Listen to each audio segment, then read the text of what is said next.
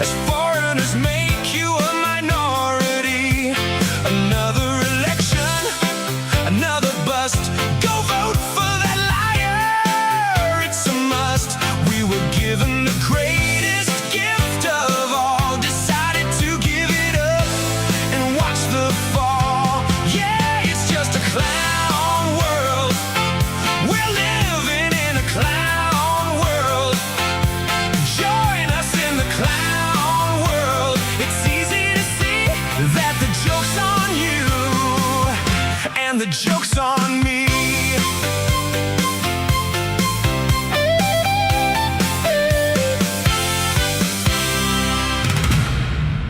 All right, ladies and gentlemen, a little tardy today. That's all right. You'll forgive me, won't you? Won't you guys forgive me today?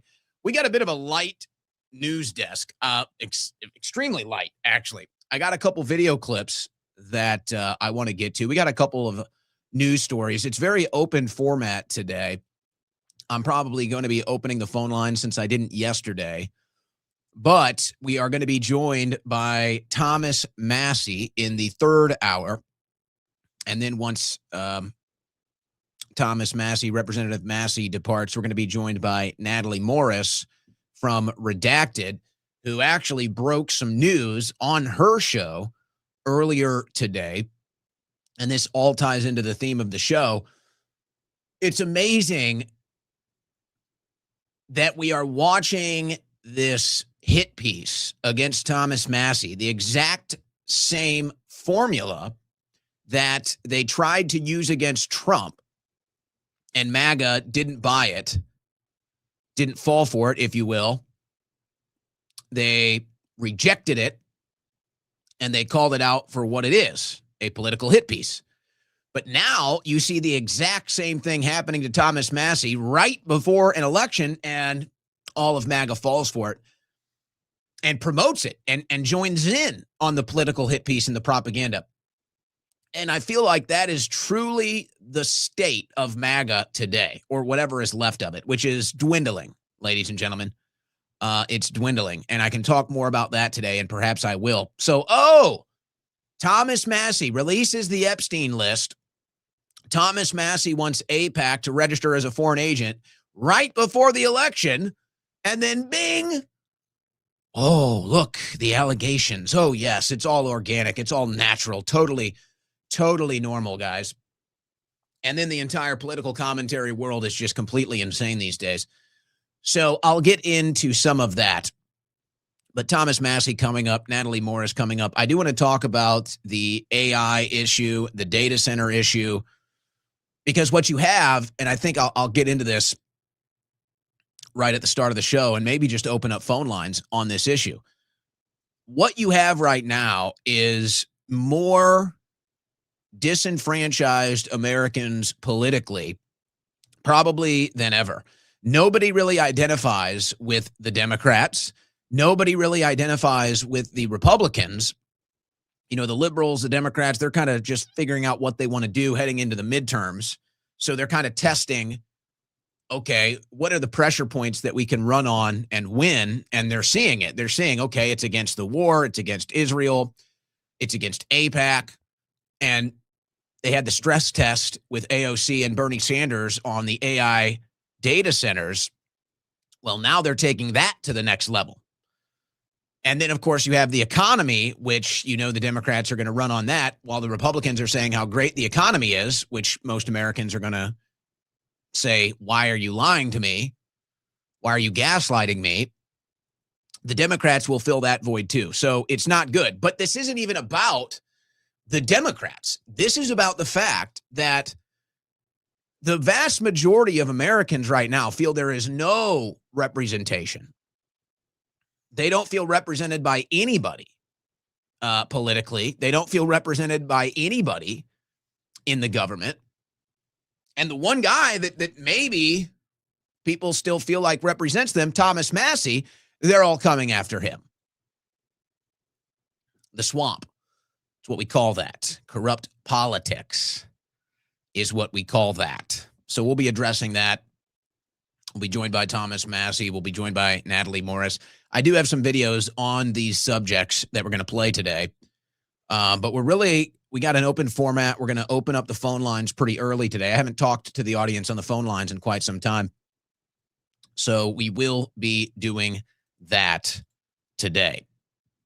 So we're going to be really addressing this issue, though, of nobody feeling represented by the current political situation. And I'll weigh into that a little bit more coming up here shortly. Folks, today's show is brought to you by Cove Pure Water Filtration Systems. Bring your water filtration to the future with Cove Pure. Now, let me tell you why I say bring it to the future.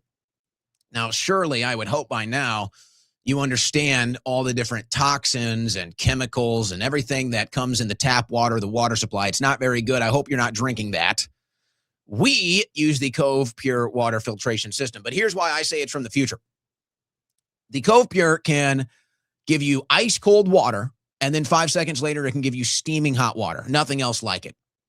Not only does it eliminate 99.9% of the toxins from the water, it also realkalizes it before you drink it. That is the water filtration of the future. It has a removable pitcher that refills itself. If you look at the image on the screen here, you see this on the right? That is the removable pitcher. You remove that, you pour yourself a glass of water, you attach it back to the machine, very hassle-free, and it fills itself up. You don't even have to fill it up. How beautiful is that? It tells you when you need to change the filters. It tells you when you need to change the water. This thing is amazing. Everybody that gets a Cove Pure Water Filtration System is thrilled. I get so many thank yous. I have so many people that say, wow, thank you so much for telling me about the Cove Pure Water Filtration System. It is great.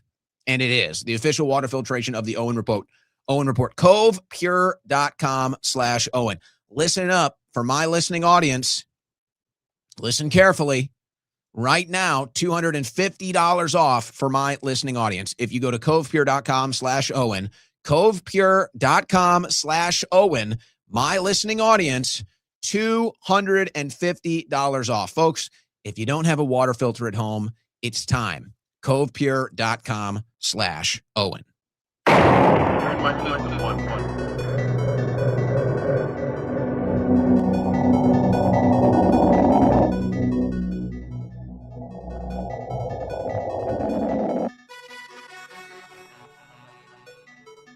On the cutting edge of news and analysis, the Owen Report with Owen Schroyer.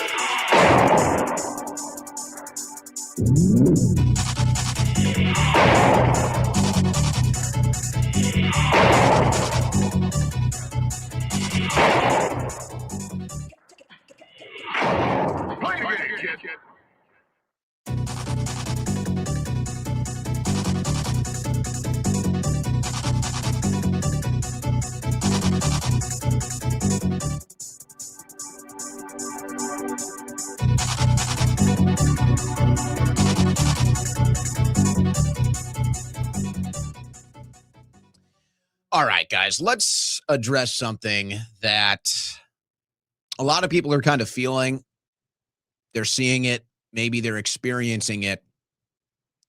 But I don't really hear too many people really vocalizing it, bringing it to their political transmissions, to the political discourse. You hear, you kind of hear them talk about it, though. People are sick of politics. They're disenfranchised. They don't feel represented by anybody. I think the biggest blow has to be the fact that Trump was supposed to be different. Things were supposed to be different with Trump, and they're just simply not. A lot of people think it's worse than ever.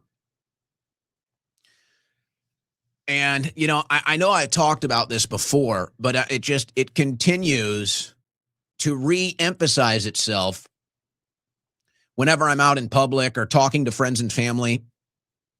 I'm out socializing today. I'm telling you guys, the average American is so politically disenfranchised. They're so politically burnt out. They don't trust anybody. They don't trust anybody in politics. They don't trust anybody in the media. They feel sold out no matter who gets elected. They look at the whole system as totally corrupt. And funny enough, Massie is one of the few in Congress that they don't look at that way. Massie is one of the few members of Congress that doesn't have that stench, that doesn't have that swamp aura to him. And so here we are, and we're watching the swamp, and we're watching the corrupt political system try to get Thomas Massie out. And isn't this the story? This is exactly what they did to Elon Musk and Doge.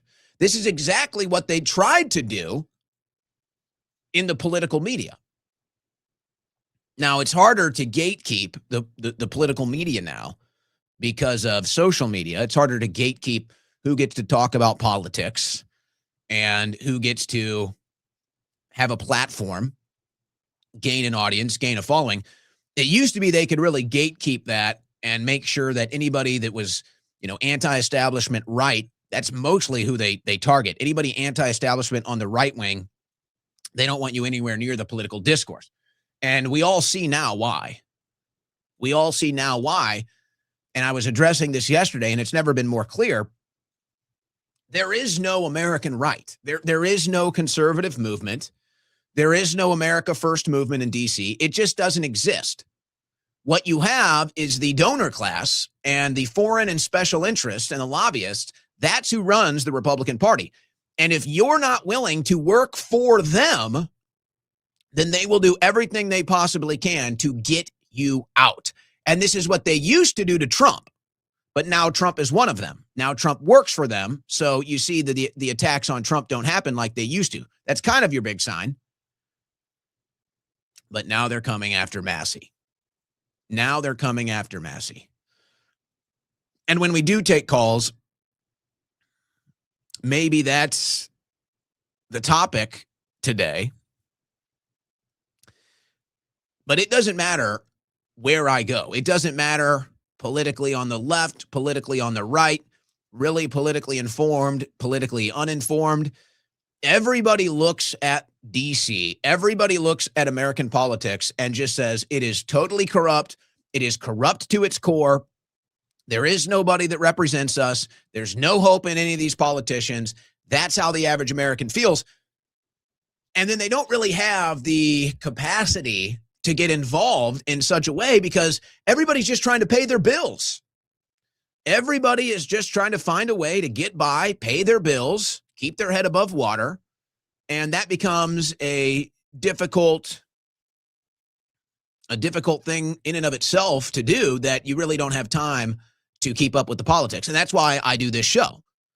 That's why I do this show, so that I can do all of that work and then do a 3-hour presentation. And hopefully you leave every day feeling a little bit more informed than you came in. But that's the sentiment. And I think it's weird. It's very weird what MAGA has become. It's nothing more than just a cheerleading cult at this point. There's no anti-establishment left in MAGA. There's no energy to drain the swamp. There's no energy for political arrests, going after the people that committed treason. There's no energy for that. All of the MAGA energy is now directed at the actual anti-establishment right. All of the MAGA attention, notice, they don't attack the deep state anymore. MAGA's not going after the swamp creatures. MAGA's not talking about political reform. MAGA's not talking about justice for January 6ers, justice for the stolen election. They're not even talking about justice for the crimes that were committed against Trump when he first ran for president.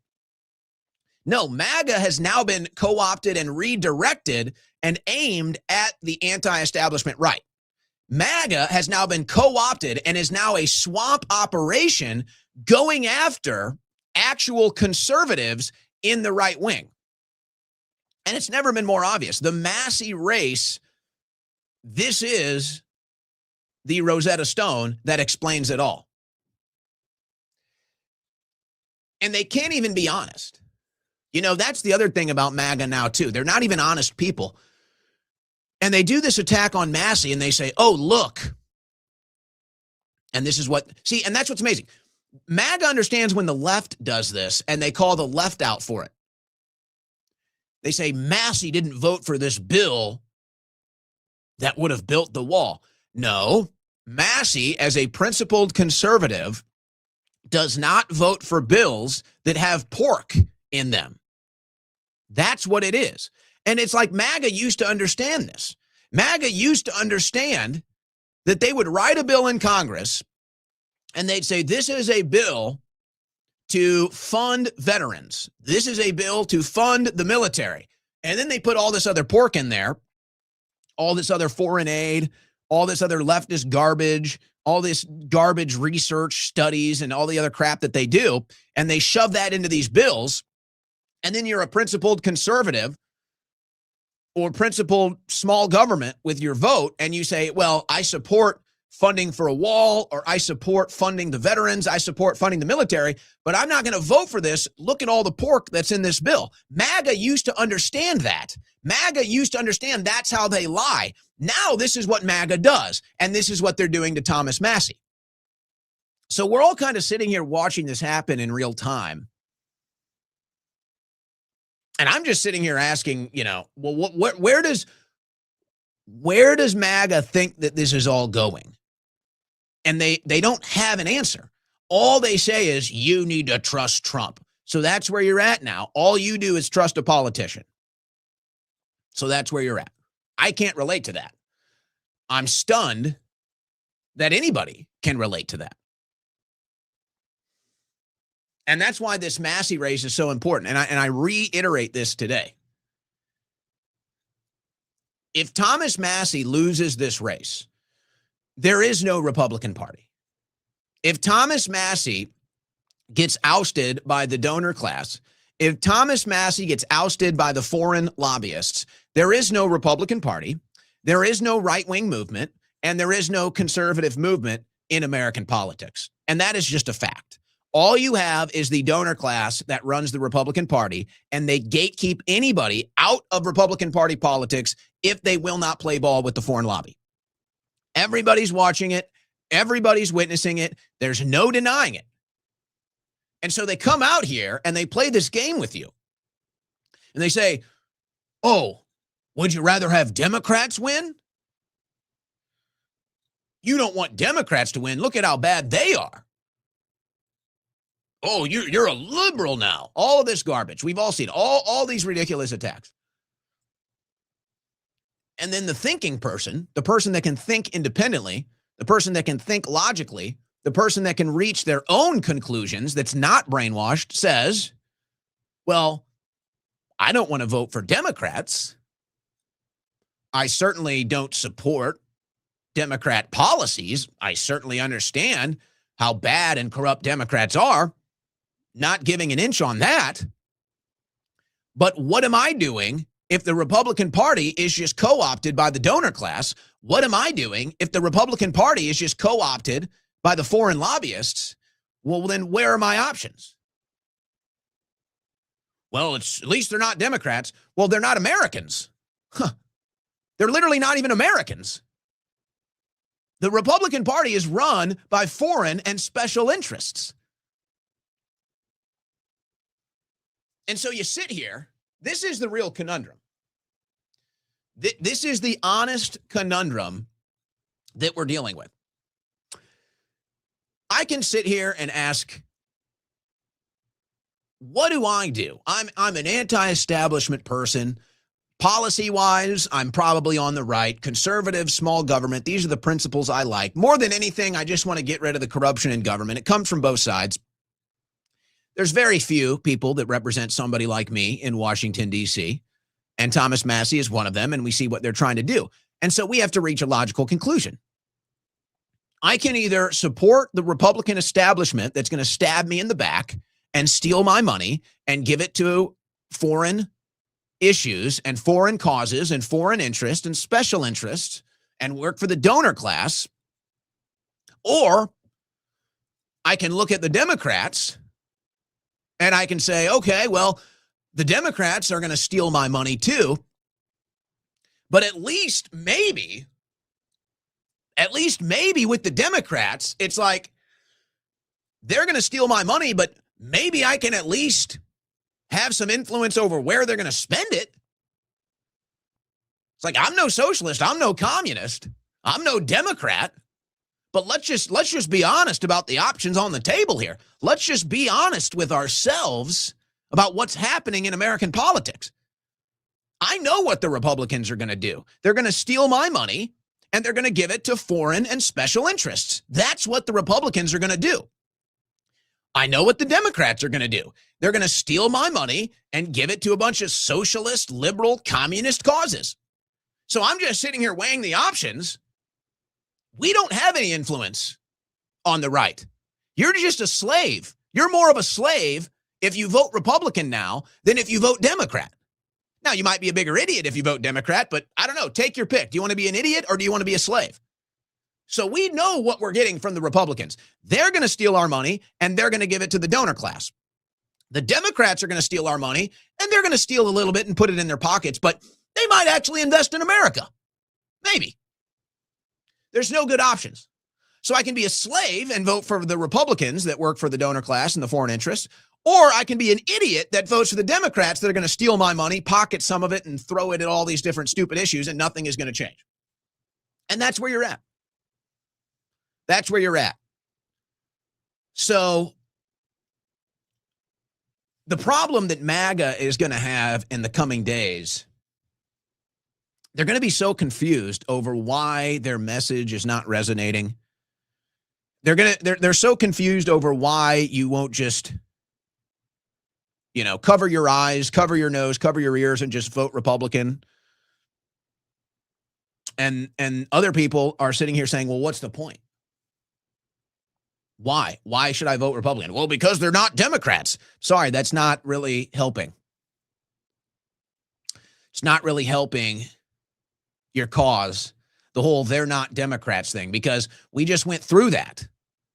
And we just gave the Republicans all the power. And almost none of the mandates that we put on their table, almost none of them are happening. There's no drain the swamp. There's no Doge. There's no Epstein file clients arrests. It's just simply not happening. There's new wars. There's more wars. There's more war than ever. They're not ending wars. They're starting wars. It's all a big gaslighting campaign. And these brainwashed MAGA people are just looking at you and they're saying, well, why won't you be a part of the team? And we're saying, because it's not our team. You just haven't figured it out yet. You think it's your team. It's not your team. You're the useful idiot of the right wing now. So why do I talk about this? Well, clearly there's a bubble. Clearly there is a political bubble. And I don't know, you can't, however many people are, left in the vocal MAGA community here. But I still struggle to believe that they have any semblance of a social life. Because everywhere I go socially, this is how people feel. Everywhere I go socially, this is how people feel. They feel totally disenfranchised. They feel Trump has betrayed them. They feel MAGA has become brainwashed. And they have just lost faith, lost hope, totally disenfranchised with the entire political system. And that's why I'm sitting here saying, it's like, I don't care anymore. Oh, look, this artist did a concert and said F Trump. I don't care. Like, it means nothing to me. We just bombed a school and killed 200 kids. You think I give an F? You think I give a rat's ass about some stupid celebrity saying F Trump? We just bombed a school. We're spending $60 billion on another war for the foreign donors. You think I'm going to sit here and be guilt-tripped? Like, oh, but look at the liberals, look at the Democrats. The Republicans are just as bad. You just haven't figured it out yet. There is no winning. And they're sitting here lying to your face, and you're nodding your head, and they're laughing at you. You're a stooge to them. And this is why it's like, how do I get this message across. Because at the end of the day, you need to know that you're not alone. At the end of the day, they are trying to emotionally defeat you, spiritually defeat you. They want you to feel like you're on an island. They want you to feel like you're alone in this stuff, and you're not. No, this is how the vast majority of America feels. The Democrats suck. The Republicans suck. The entire mandate that was supposed to be with MAGA has been thrown out the window. And hey, we're all sick of it, but let's say it for what it is. Everybody's sick and damn tired of Israel. Good luck. Go anywhere with just average Americans, bring up foreign policy, and every single person will talk about how sick and damn tired they are of Israel. And I'm being polite. Most people look at Israel as just a demon state. Most people look at the government of Israel as just bloodthirsty, warmongering murderers. If you want me to be more direct about how people feel about Israel, that's how people actually feel about Israel. But if you want to kind of, calm it down a little bit, people are just sick of it. They're just sick of it. You are not alone. This is how the vast majority of Americans feel. So we're kind of sputtering. There's no representation on the right. There's no representation on the left. And now the actual issues that are popular, the Republicans are just giving them to the Democrats. The Republicans, you watch. What's going to happen in the coming months when we get through the primary season, what's going to happen is that the Republicans are going to double down on the foreign policy, and they're going to bully you, and they're going to browbeat you and tell you you have to support Israel or you don't support America. We're already seeing this. But they're going to double down ahead of the midterms. This is not going to be popular, and this is going to turn off most Americans. They're not going to want to support Republicans. The Republicans are going to double down, and they're going to tell you the economy is great. They're going to tell you you have to vote for Republicans because the economy is doing so good. Well, it's not. That's just a lie. So now you're lying to people. So now you're supporting a state, you're supporting Israel that the average American looks at as a genocidal state. Now the Republican Party is telling you the economy is good. So now you're just lying to people because it's not true. So neither of these things are popular. And this is where the Democrats are going to really start to lay down some tracks soon. And I've got a clip from a debate with Kevin O'Leary and Tucker Carlson coming up. And then the Republicans are going to tell you, we got to have these data centers. We got to have the AI. We have to turn America into the AI data center hub. Also not popular. And this is an issue that there is some awareness that, hey, we don't want to live in a surveillance state, and we don't want to have all these AI data centers because it's going to hurt our energy grid, and it's going to consume all of this energy, and it's going to cause our costs to go up, which are already too high. Most people can't afford. Gas prices going up. Still, people can't afford them. And they're just going to say, hey, well, maybe you're right about all of that, but you need to vote because at least we're not Democrats. And then what are the Democrats going to do? The Democrats are going to run against Israel. They're going to run against this war. They're going to run against the foreign policy. The Democrats are going to be honest about the state of the economy, that it's not good. And the Democrats are now making moves to posture themselves politically against the AI data centers. And these are the issues that are going to win or lose the midterms. And the truth is that the lobbyists, the donor class, the foreign and special interest, at the end of the day, they don't really care who wins. They don't really care if it's a Democrat. They don't really care if it's a Republican, because no matter who it is, they still buy them. They still own them. They still get what they want. And everybody is starting to figure this out. Everybody is starting to realize that this is the case. And if you think just running in the midterms and saying, hey, you know, we got to keep Republicans in office, or hey, well, at least they're not Democrats, that's not going to work.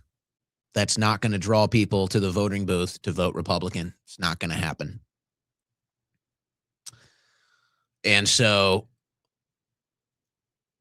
most people listening to this, most people in my audience, myself included, I don't know if I could ever vote Democrat. I've never voted Democrat. I don't think I ever could vote Democrat. I don't want to vote Democrat. I'm not going to tell anybody to vote Democrat. But I have a hard time finding any reason to go vote Republican either. And just because they're not Democrats, that ain't enough for me. And I would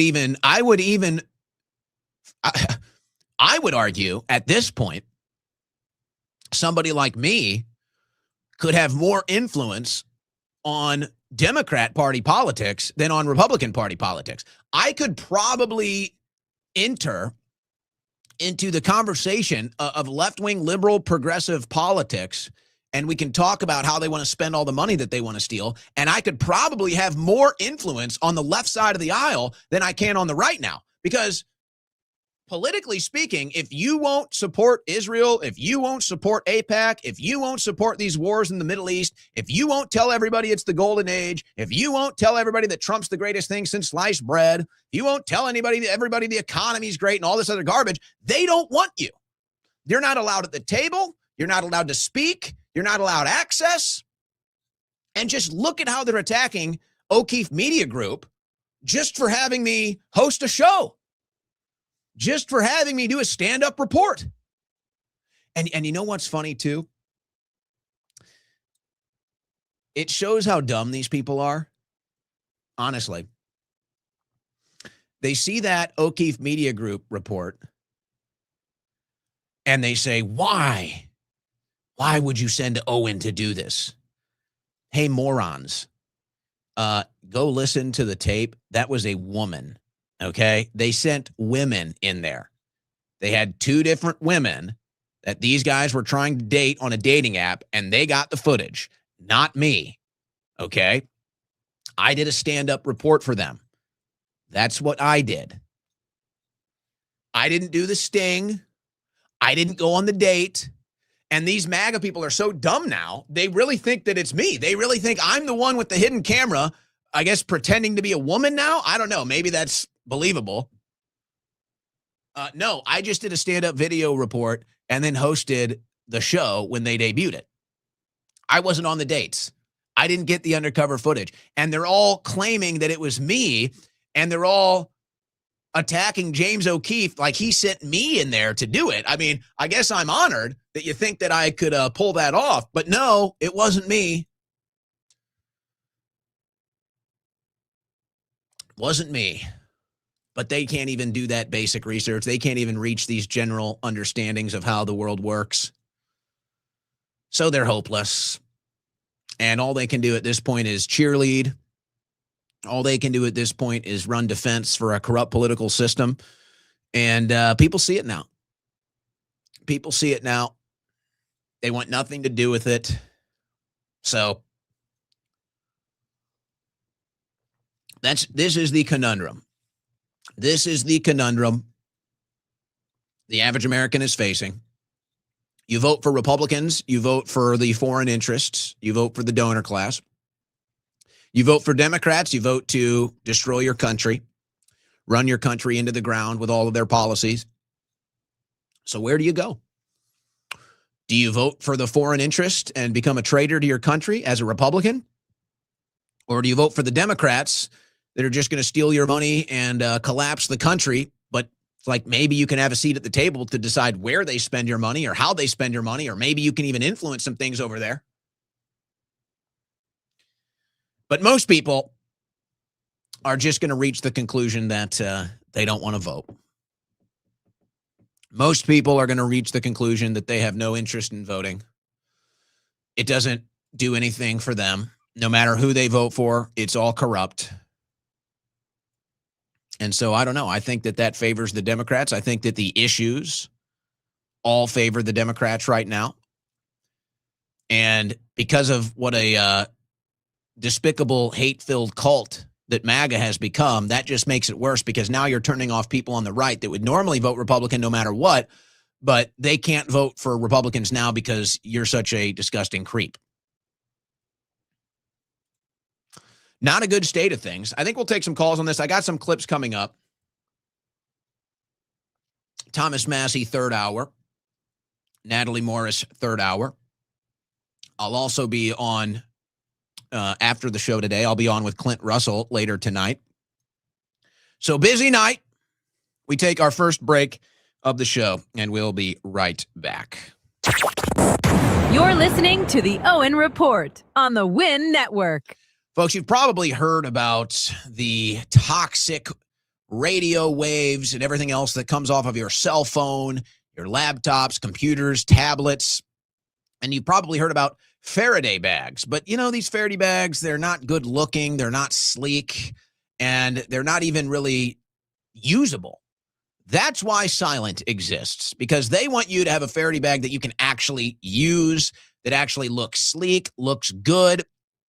And these are bags that you probably already have. A backpack, a crossbody, a concealed carry, a dry bag. These are things you probably already have. Now you can get one in a Faraday bag from slnt.com/Owen. That's slnt.com/Owen. Everything you carry is broadcasting a signal. Your phone, your laptop, your key fob even. Most people don't realize it, but these devices are constantly sharing location data, identifiers, wireless handshakes with networks all around you. That signal can be tracked, collected, or intercepted, making you and your data vulnerable. That's just the reality of the world we live in now. That's why I support you getting a Faraday bag to put that cell phone in, whether you're traveling, whether you're in your car, or at night, you just don't want it going off, from slnt.com/Owen. I don't want big tech. I don't want the government. I don't want anyone else knowing my every move. I want control over when I'm connected and what I share. When I place my phone, laptop, or key fob in a silent Faraday bag, that signal instantly stops. No cellular, no Wi-Fi, no Bluetooth, no GPS. They're no longer spying, tracking, tracing you. And those waves are no longer hitting your body. That's right. You can stop it with a Faraday bag from Silent. slnt.com/Owen. Listen to this. Right now, save 15% off plus free shipping on qualifying orders. That's right, 15% off plus free shipping on qualifying orders. So if you're in the market for a new backpack, a new concealed carry bag, dry bag, crossbody, some of them call them a fanny pack. If you're looking for any of that, go to slnt.com/Owen. 15% off plus free shipping right now for my audience at slnt.com/Owen.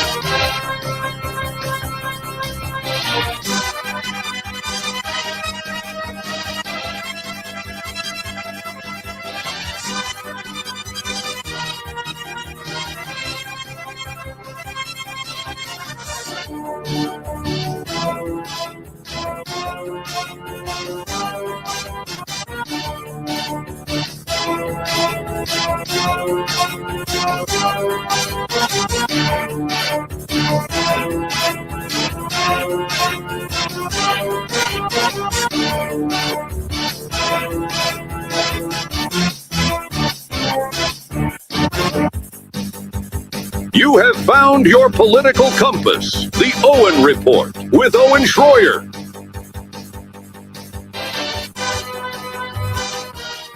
I think it's comical, but it's also sad. It's sad because we thought that maybe there was a path to reformation under the Republican Party or a Trump presidency. It turns out that's not the case. But this denial, this state of denial that MAGA is in is really a story in and of itself. Here's an example. I just saw this during the break. This is from Trump Daily Posts, 2.9 million followers. This is obviously a Trump supporting X account here. It gets a lot of activity. And it asks a poll question. What is the greatest threat to freedom in America? They have China, Russia, climate change, other. And other is dominating here big time. And you go read the comments, and it's like 3 of every 4 is, Israel, Israel, Israel, Israel. And so there's this weird thing where the Republicans are just in denial that this supporting of Israel is a losing issue. And so then the message becomes, it's like, okay, supporting Israel is not popular. Israel is the least popular it's been in American politics in modern American history. I would say it's beyond just unpopular. People think it's outright evil, and anybody that supports it, they lump into that evil. And this is just where most Americans stand, and every poll agrees with this. And then here comes the Republicans, here comes MAGA, here comes the Zionists, and they say, oh, you can't be American if you don't support Israel. You can't be conservative if you don't support Israel. And then that just makes you feel worse. And now that the message there is, no, Israel's your boss. And then they take it a step further, and they say the only reason America exists is because of Israel. The only reason America's great is because of Israel. Which is really, this is where they reach their logical fallacy. Because you'll sit here and you'll engage in these conversations, and the agreement, the basic understanding is that American politics are corrupt. We all agree the country is declining. We all agree things are going the wrong direction. It's like we all agree on this stuff. It's like, yep, DC is corrupt. Country's going the wrong direction. We need major reformation. We need to turn this thing around, and we need to do that. And then it's like, okay, here's how we're going to do it. And then it's, wait, not so fast. Not that. Not that. So if we have to keep everything going the same direction it's in order to support Israel, a foreign country, then that's just how it is, and so be it. And, well, not only is that not conservatism, not only is that a losing political strategy in 2026, it's also inherently traitorous and anti-American. And it's odd to me that they can't see it. They can't get it. And you've entered a realm now. This is the brainwashed right. It's kind of like with the trans issue on the left. It's like we all sat here, even people on the left, we all sat here and said, why are you so obsessed with trans kids? Why are you so obsessed with trans kids? Why are you so obsessed with putting boys in girls' sports? Why are you so obsessed with genital mutilation as a political issue? Why is this something that you want to try to hang your hat on? And the left did it, and then they lost everything. Well, now Israel is that issue for America. Israel bombing 7 countries in the last year, Israel killing hundreds of thousands of people, expanding its borders, the mass killing, the false flags, the stand downs, the controlling of our government. Israel is the right-wing trans kids issue. Not popular, losing issue, will cost them everything. And we're just sitting here watching them sell out this entire movement. They sold out the America First movement. They've sold out the MAGA movement. They've sold out the conservative movement. They've sold out the anti-establishment, every movement that was moving towards government reformation, saving our country. Every movement on the right has now been totally sold out and co-opted by a foreign interest. And anybody that denies this is just not living in reality. Now, you could argue in support. You can say, no, I think it's a good thing. Well, that's fine. You're on the minority as far as that belief is concerned, but that's okay. You can still believe that. But everybody now sees that this is the losing issue, and it's going to tank the Republican Party. It already has, quite frankly. It already has. So, with that, let's get into some of these stories. I'm going a little long here. We'll bring this up later when Thomas Massie joins us in about 30 minutes. This was from earlier today with Natalie Morris, who will be joining us after Thomas Massie. Thomas Massie has introduced the AIPAC Act in Congress, legislation that would require AIPAC to register under the Foreign Agents Registration Act. I think the last politician that tried to do that had his head blown off. His name was John F. Kennedy Jr. The Israeli lobby has long operated outside the scrutiny applied to other foreign influence organizations.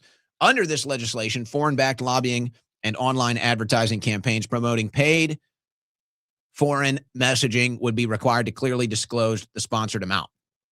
And really, Israel is the woke right issue. It's Black Lives Matter for conservatives, supporting Israel, fighting anti-Semitism. This is all Black Lives Matter propaganda for conservatives.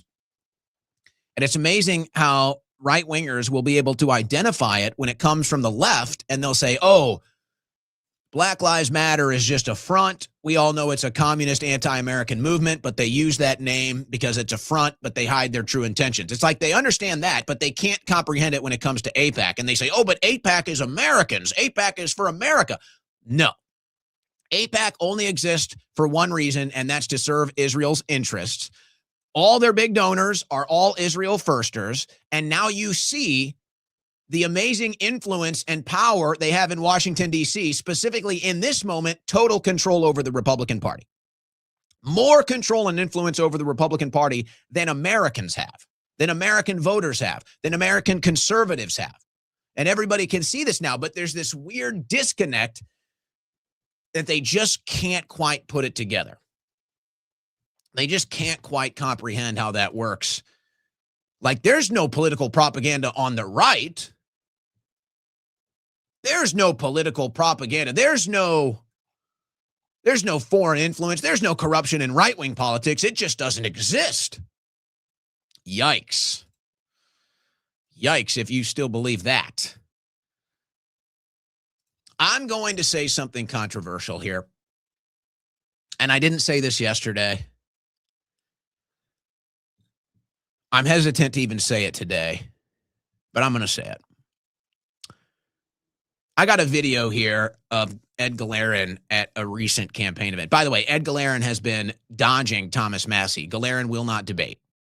So right then and there, that should be disqualifying. Right then and there, that should show you this guy's a coward and a fraud, and nobody should vote for him. Galeran runs from Thomas Massie. He's scared to debate, and we all know why. Now, I got a clip of Galeran having a hard time at a political event. I'm sure many of you saw there was the poly market, prediction markets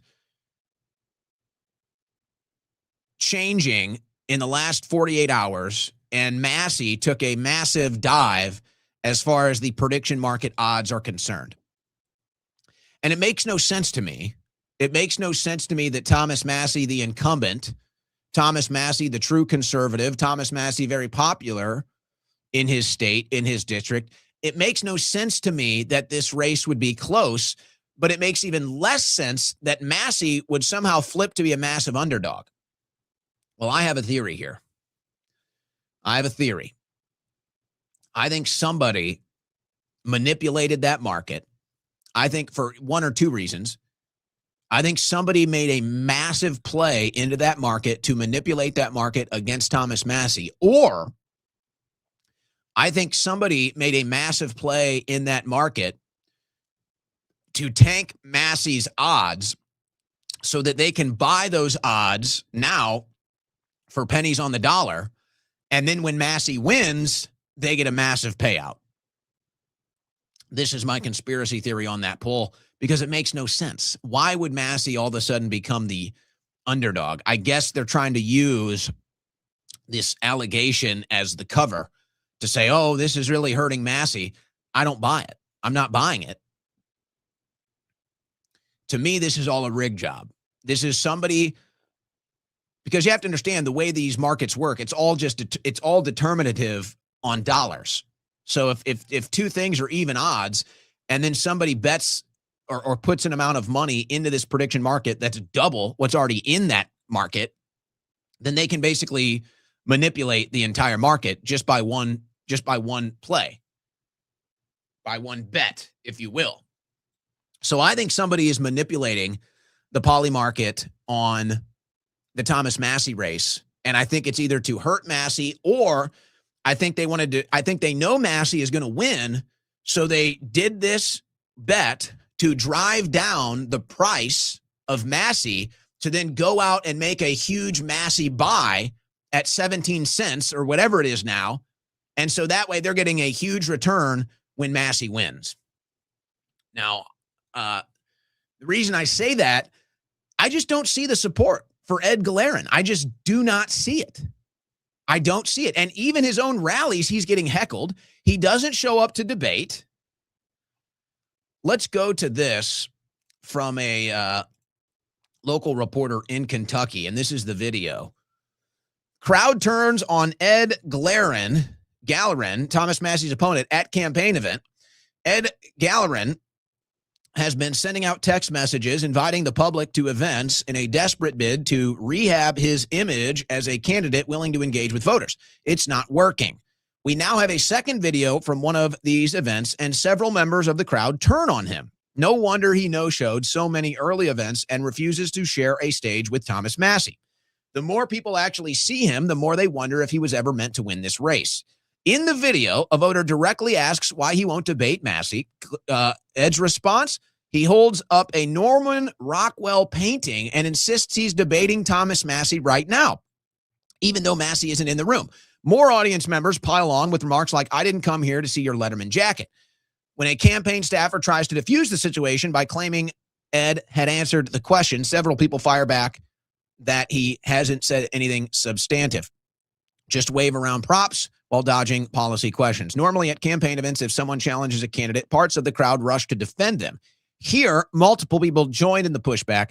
That's a massive red flag. I've been told by multiple sources that the campaign is now turning away anyone who looks under 60 at the door, terrified they might actually ask Ed a tough question.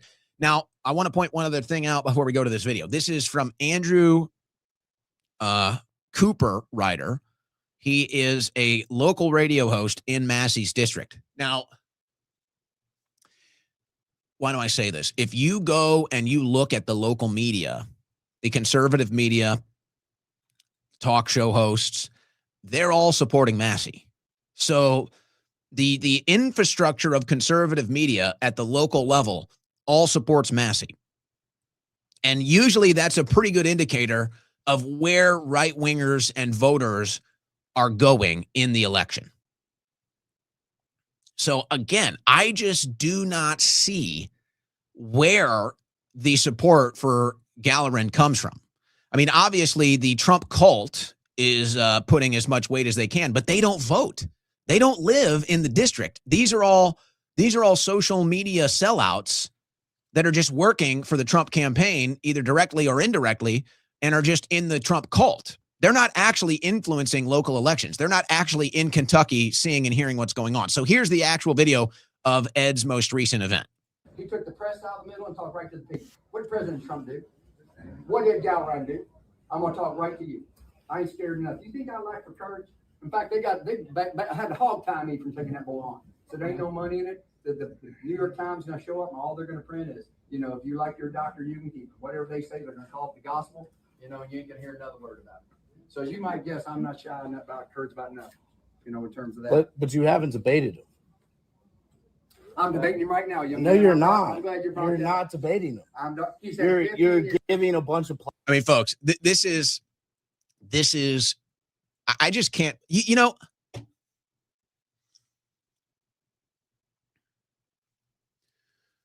should I be nicey? Am I feeling nicey today, guys? I don't think so. I don't think I'm feeling so nicey today. I don't really care what you think about Massie. You know, we can talk about how he helped get Epstein files. We can talk about his voting record. We can talk about all of this stuff. You can take the Trump angle. You can take whatever you want. I say just remove all of that. Just remove all of that. This clip right here should be it. Anybody that supports this clown, to me, you're such a sellout. You're such a phony. And I'm being very nice, actually. I'm being nice by using these words to describe you. Because believe me, you're much worse. You're much worse. But I'll be nice. He says, I'm debating Massie right now. He's literally running from debates. He's dodging debates, and Massie is not in the room. I mean, if that isn't as phony, if that isn't as fraudulent, if that isn't as fake, if this guy isn't a purebred liar, political scumbag, just that clip alone, it should be over. How can you defend that? I'm debating Massie right now. What a clown. What a joke. About courage about nothing, you know, in terms of that. But you haven't debated him. I'm debating him right now. Young No, man. you're I'm not. glad you brought You're that not up. debating him. I'm not. He said 15 You're years. giving a bunch of platitudes. You're not explaining anything. You've not gone toe to toe with the congressman. Yes, ma'am. You're Yes, not sir. explaining Going your toe-to-toe with him differences. right now. You're not doing anything. You're not Thank explaining y'all for any coming. differences. I just laid it all out, young man. It made no sense. It made no sense. Yeah. Why don't we Yeah, like a civil conversation is the congressman and him debating, not him pulling up signs and a Letterman's jacket. That's not an answer. So that's the status of the Gallagher campaign.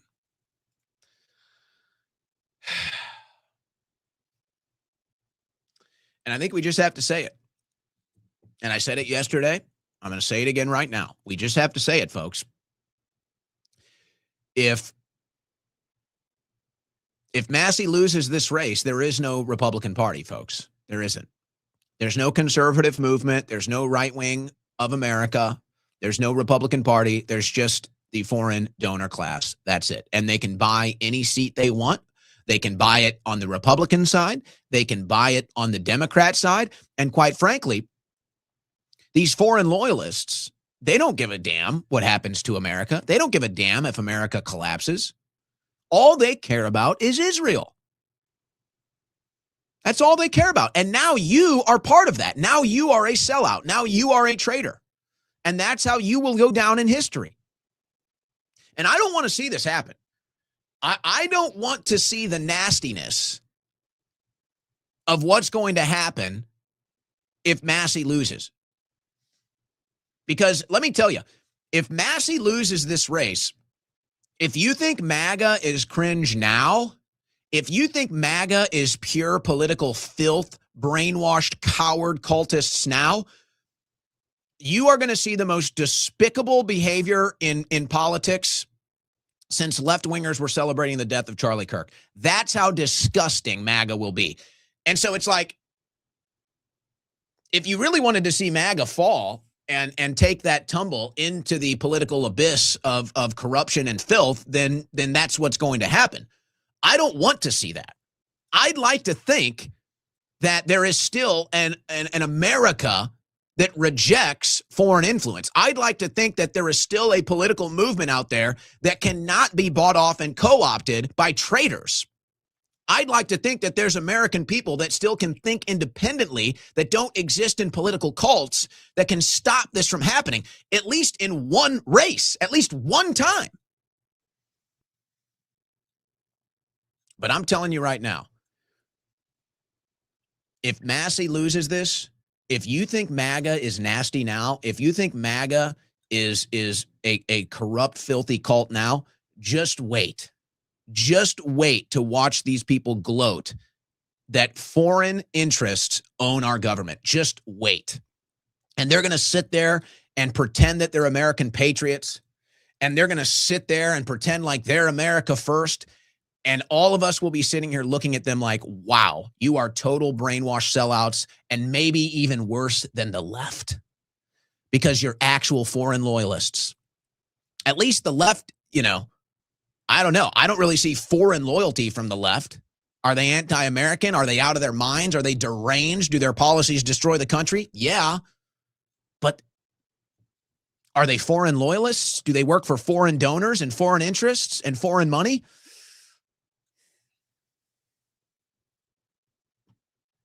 That's what we're going to witness. That's what we're going to witness. And it's just heartbreaking. We were supposed to be saving the country. We were supposed to be turning this thing around. This was our time.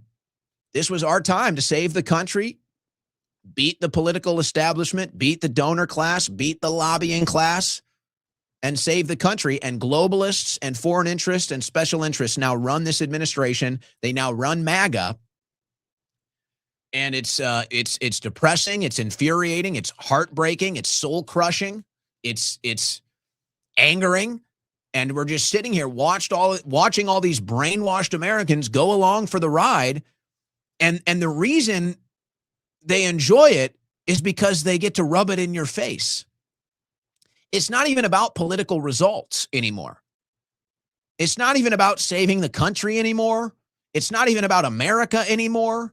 It's not even about policy anymore. It's literally just, they just want to rub it in your face. That's all it is. Their entire motive now is they just want to get up and rub it in your face. They don't care if America collapses. They don't care about the midterms. They don't care about the economy. They don't care if people are dying overseas. None of this stuff matters to them. All they care about now is they just want to rub it in your face.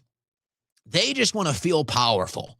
They just want to feel like they're part of the political system. They're part of the political power establishment, and they get to rub it in your face now because they're part of the corrupt establishment and you're not.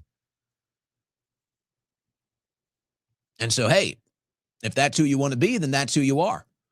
But that's not what America likes. That's not who we are. And you might think that you're winning, and you might think that you're having your moment, but you're really just embarrassing yourself.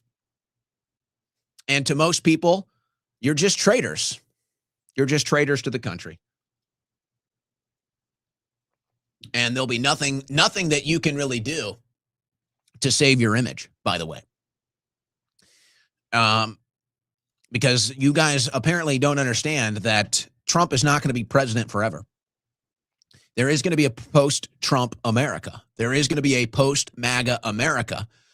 And when that America becomes the reality, everybody will remember all of you sellouts on the right.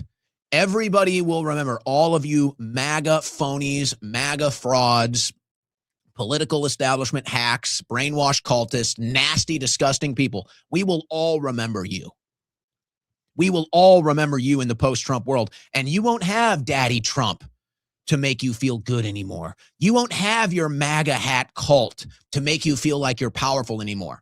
You will go down into the dirt with the rest of the traitors and filth that our political system has exposed. Not me. Not me. Not Thomas Massie. Not Thomas Massie either, by the way. All right, a couple things here before we bring Thomas Massie on. Did you guys hear about this? You know, I've been hearing about this Cars for Kids scam for a long time. It's actually getting into the courts now. Cars for Kids, investigations and lawsuits dog billion-dollar nonprofit.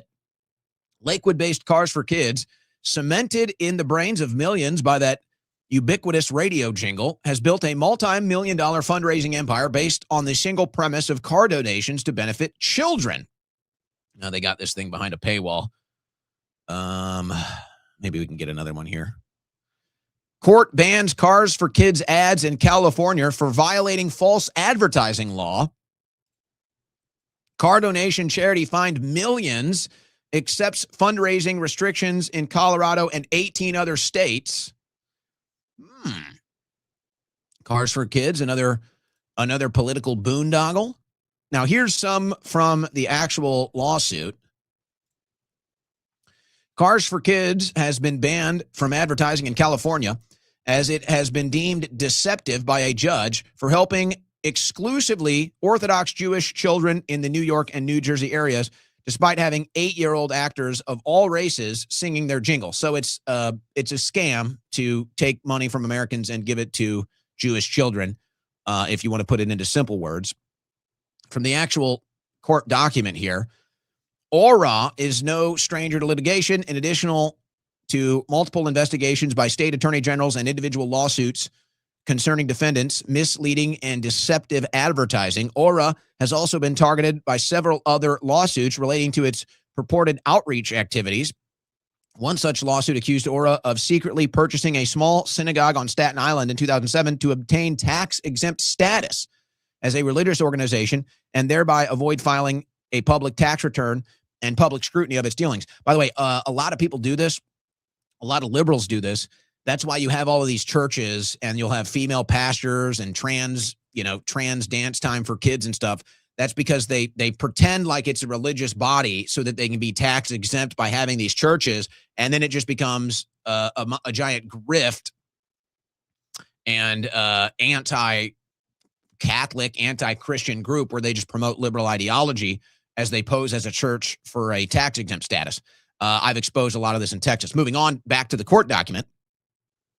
According to New York Jewish Week, an independent newspaper serving the New York Jewish community, Young Israel of Eltingville, Young Israel, the synagogue's prior owner, accused Aura of improperly purchasing the synagogue's building and creating a fake synagogue called Congregation Aura, also run by Mintz, to secure the tax-exempt status.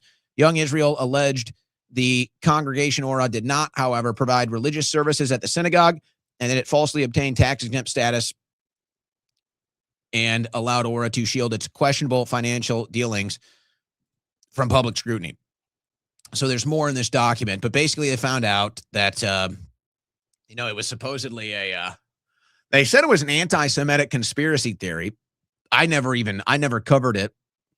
They said it was an anti-Semitic conspiracy theory that Cars for Kids was a front group that was only benefiting Jewish children, and now it's actually come out in court that it's true. How funny is that? What else are they going to find out next?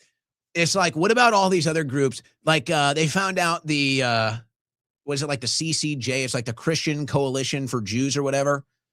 And it's just they put these ads on TV and they show you some old Jewish woman in like a burnt down hut.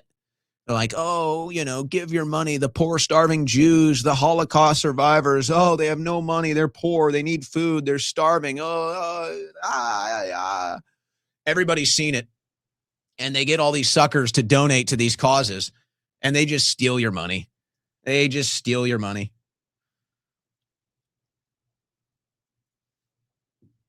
It's all so corrupt, man. It's all so corrupt. What else do we have here? How about this one? Divers find underwater IED at critical Alabama dam. An FBI bomb squad and law enforcement teams from Mobile, Alabama, on Wednesday removed and safely detonated an improvised explosive device found at the Converse Reservoir Dam. Whoa. What's up with that? Divers located the device, a grenade-type IED underwater during routine maintenance. The Mobile Water Authority quickly alerted the local sheriff's office, which coordinated the law enforcement response. The IED was removed without damage to the dam, and drinking water was not affected, the mobile area water and sewer systems wrote in a news release. Well, I don't want to jump to any conclusions here, but considering everything we've seen with the refineries and production plants and now dams, I'd say it's fair to say our country is under attack, guys. I'd say somebody is attacking our country. These things are not happening as isolated incidents. Something is going on here, and they're not covering it. You won't hear about this, by the way. You're not going to hear about this. Maybe you'll hear about some aliens. How's that one going? Thousands of mysterious underwater UFOs spotted off U.S. shores. Now they're doing the water aliens. Now we got water aliens. I guess the space aliens didn't really do it for you, so now they're giving you the aquatic aliens.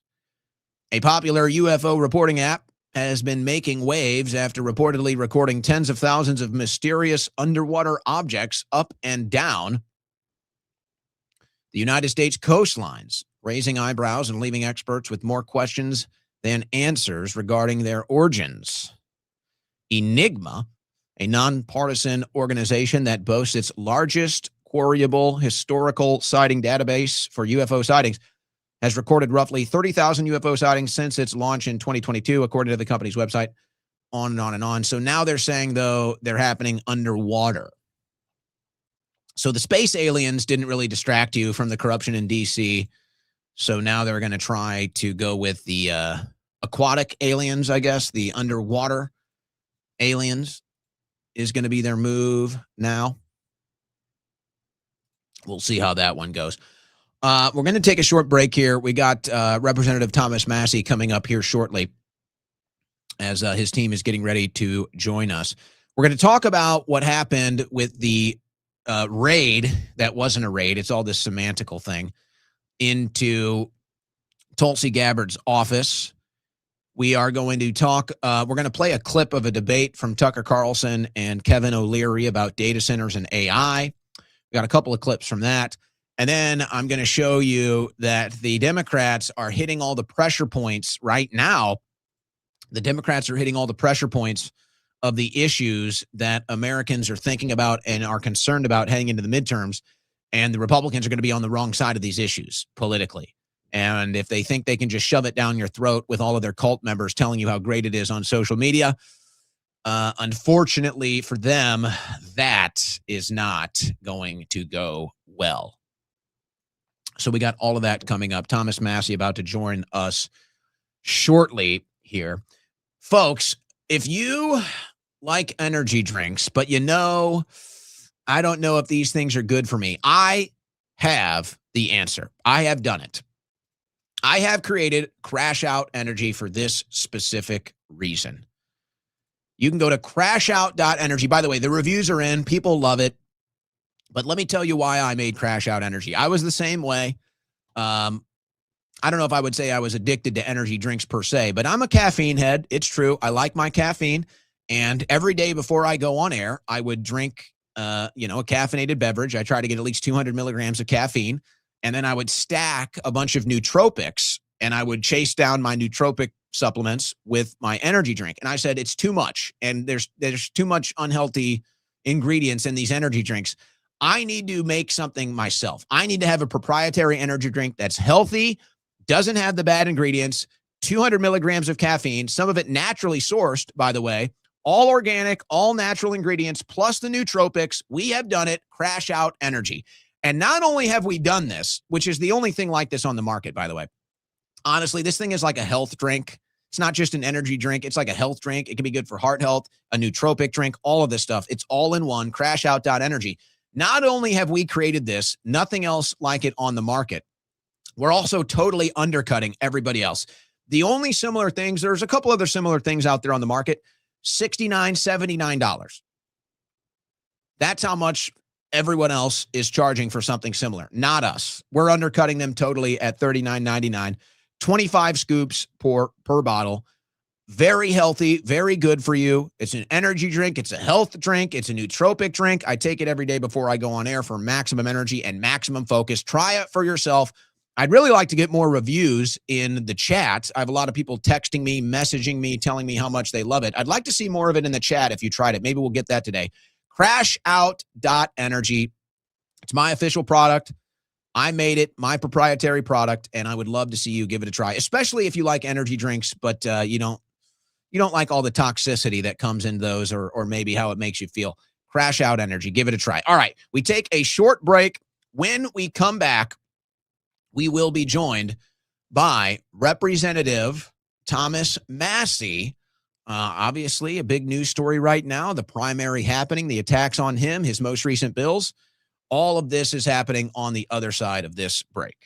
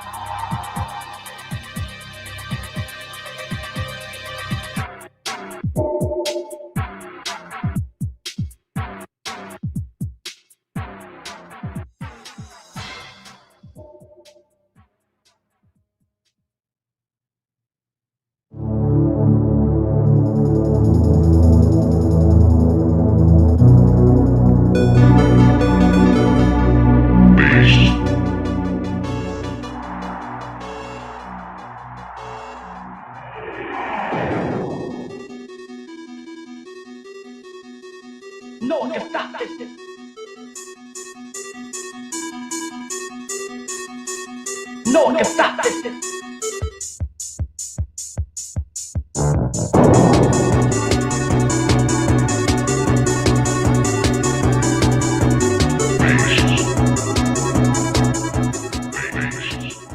No one can stop this.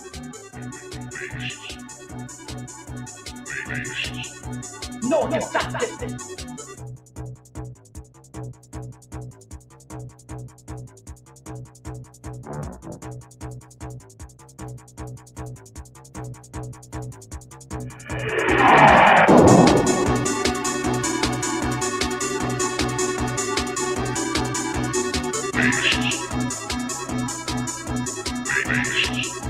No one can stop this.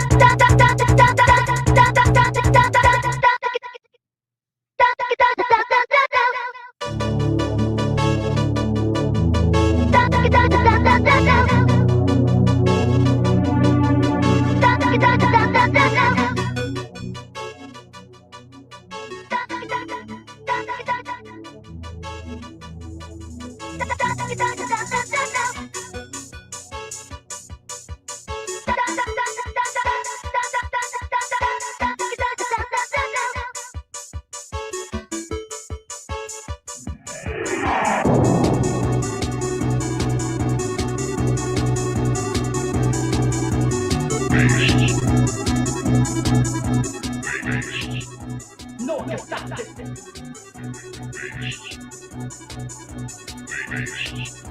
No one can stop this.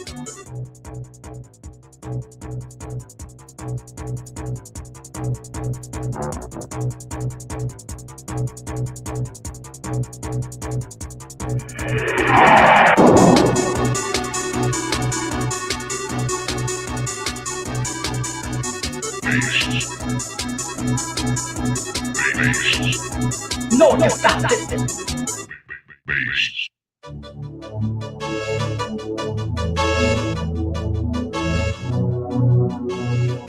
Extra dimensional and multi-universal. Here's your host, Owen Schroyer.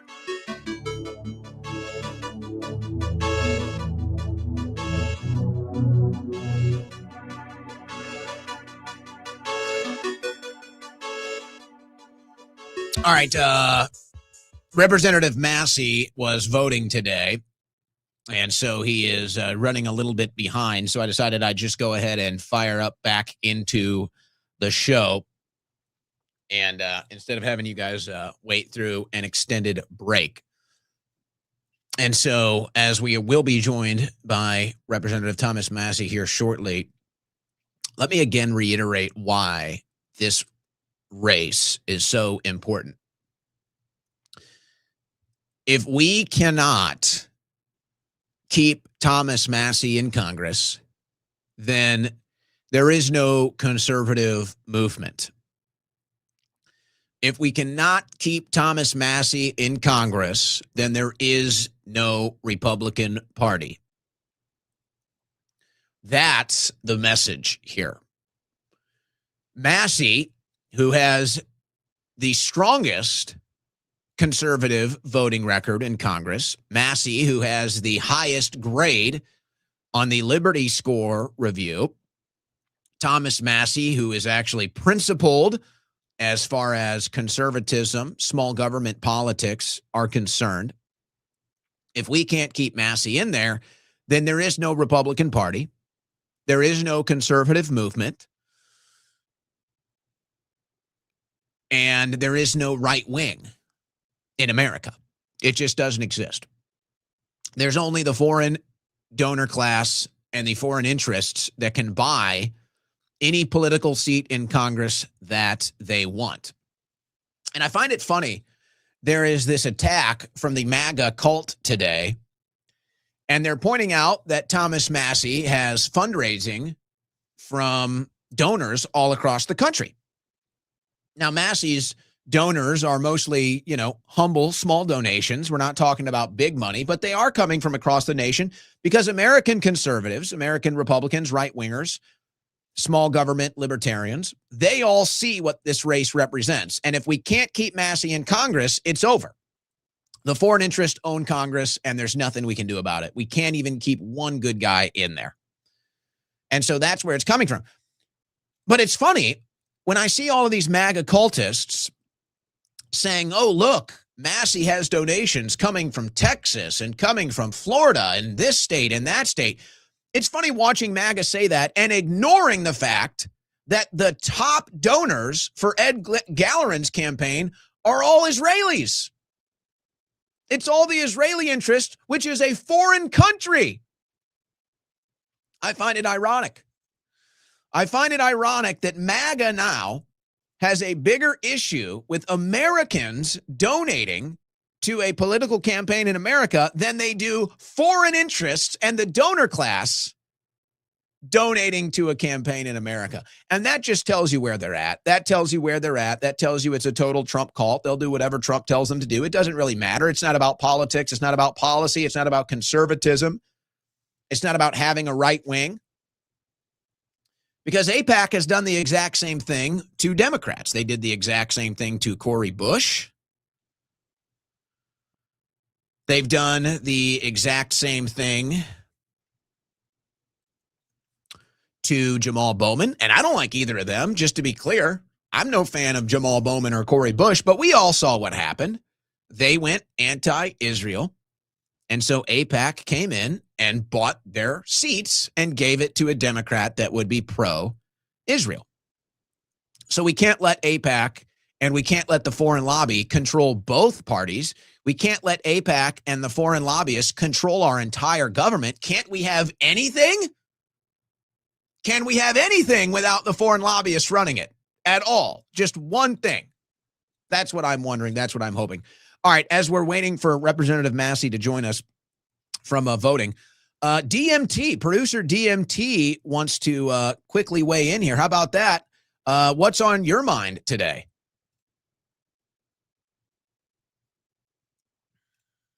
I think you're muted. Yeah, you're definitely muted. You got to unmute yourself. He's blowing it. He's just blowing it right now.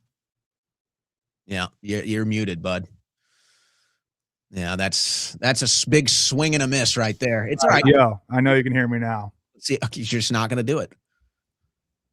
I cannot unmute you. You have to unmute yourself. I know you can hear me now. The pitcher's winding up. He's getting ready to throw the ball. You got me now? Unbelievable. Unreal. Well, you wanted to come on here. You wanted to state your piece, and you muted yourself. So that did not go so well. All right. Well, maybe you can figure that one out. You want to try it again?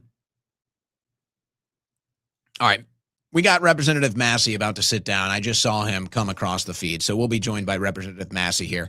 Hey, we'll try again later, DMT. We got Representative Massie about to join us. He's about to sit down at the desk. So we'll try that again later. Don't worry about that. So that's what this race represents in my eyes. And I'll say this again too.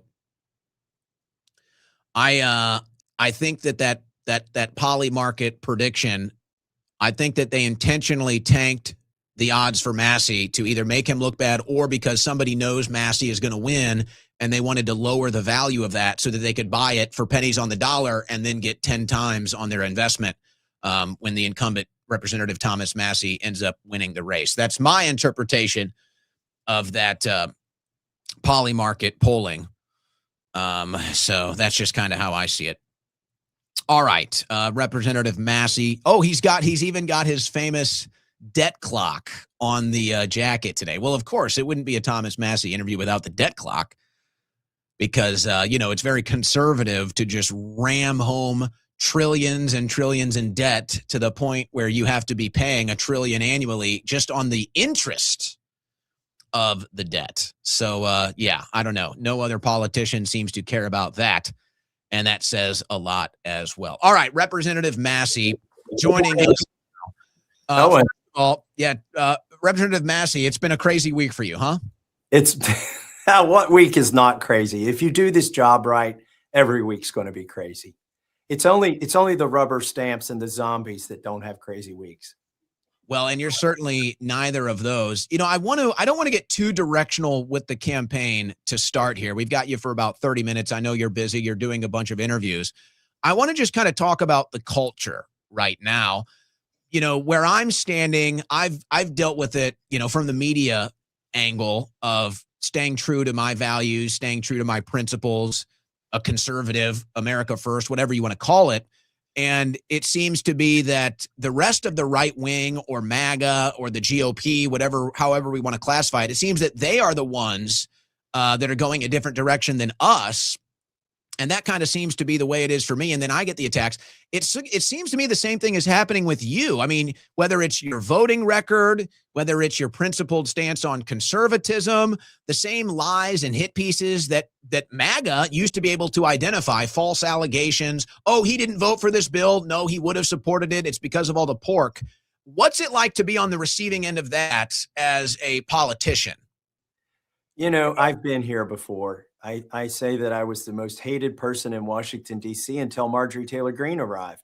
And then I was only the most hated man. But when she left, the intensity on me doubled because, she was principled. She was in the way that you're describing. It's tough, but it's worth doing. I'll say that. And when you've got the same story, no matter who you're talking to, it makes life a lot easier.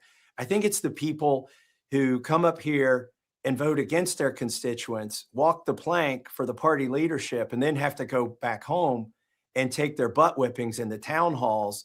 Those are the ones I feel sorry for.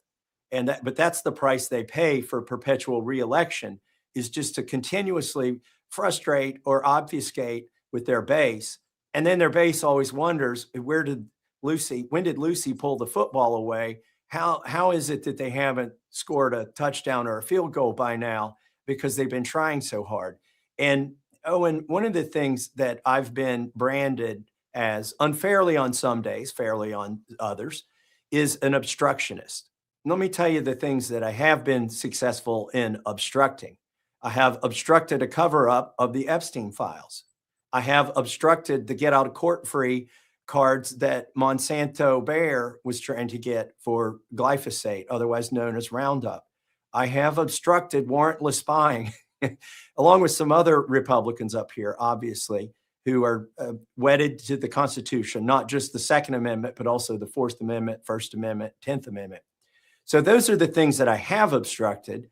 The things, though, that get me in the most trouble, Owen, are the votes that are 420 to 1. That's where the money's coming from. The people who are mad at me for having the audacity to go against a complete uniparty and to vote on resolutions, a vote against resolutions, because somewhere in there it says 2 + 2 = 5. And then I go online and I show people, do you see in this bill right here, it says 2 + 2 = 5. And then the other 420 are in trouble because it looks like nobody read the bill but me. There's where I get in the most trouble, Owen. And that might be on some meaningless, saber-rattling foreign policy, non-binding resolution. That's why there's $15 million, $20 million by now against me in this primary. That's why this has become the most expensive primary in history, in congressional history. And a lot of that money, of course, is the foreign interest class. It's funny, though, when you mentioned the things that you are actively obstructing. If we would turn the clocks back a year, maybe two, if you turned the clocks back and Thomas Massie came on this show and said, here's what I'm going to be obstructing politically, MAGA would be celebrating. I mean, it's like this is the core of MAGA. Like that used to be what MAGA is all about. If you would have said that on this show a year or two ago, MAGA would be celebrating. We'd be throwing our hats in the air. We'd be saying, this is what MAGA is about. But now you've been consistent. This is MAGA. This is MAHA also, by the way, with the glyphosates. Correct. And now somehow this is foreign to the cause. This is foreign to the movement. I mean, I'm sitting here like I'm in the twilight zone. And I'm like, what happened? What happened to MAGA? What happened to MAHA? These are the issues that we used to campaign on and we used to want to get into Congress. You're the one holding the line here, and they're trying to get you out. Right. And while we're talking about MAHA, let's talk about when I'm not an obstructionist, when I can get something passed. I got a pro-gun piece of legislation passed this week. And last month, I got my Prime Act in the Farm Bill. This is like the crown jewel, one of the crown jewels for MAHA. Bobby Kennedy wanted me to be the Ag Secretary. This would have been the first thing I would have tried to get done as Ag Secretary, make it easier for small farmers, sustainably, managed farms to sell direct to consumers without this meat monopoly, the oligopoly of foreign interests, foreign countries, again, that own the meat processing plants in the United States, getting involved in that transaction without the regulatory capture of the USDA. I got a bill called the Prime Act in the Farm Bill. This is, in a place where almost nothing ever gets done and the things that get done are not good things. This is something good that happened and nobody wants to talk about it.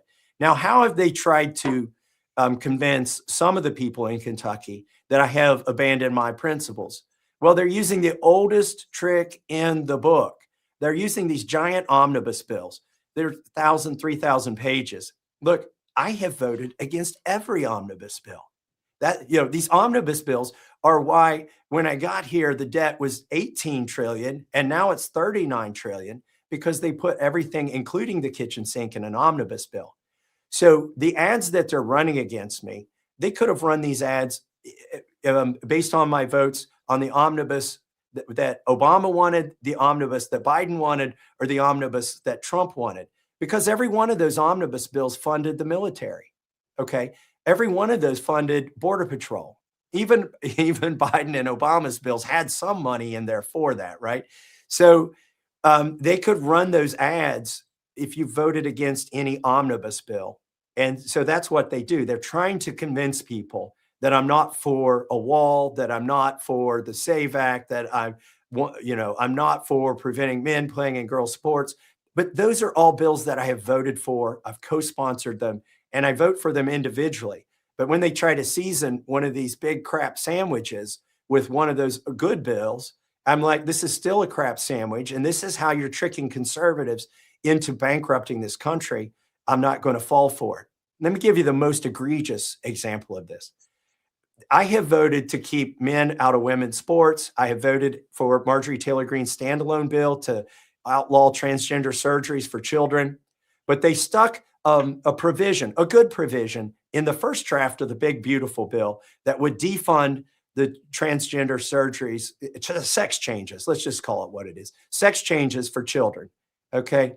And they got all the Republicans, not to mix metaphors here, they got them all half pregnant. They got them all to vote, except for me. They got them all to vote for that first version of the big, beautiful bill. Well, the bill goes over to the Senate, and everybody in the House wants to blame the Senate for stripping that out. The Senate did strip it out. But what happened when that bill came back to the House, and there was no ban on sex gender sex and gender, whatever changes for children. Everybody but me and another Republican voted for the bill that put the funding back in. So that's the most disingenuous thing, is when they run an ad that says he voted against the ban on funding sex changes for children. Well, guess what? They took the ban out and everybody voted for it except for me. That's what's really disingenuous. And I go back to the same thing, because I do think that perspective is everything here, especially in this new tumultuous time in right-wing American politics.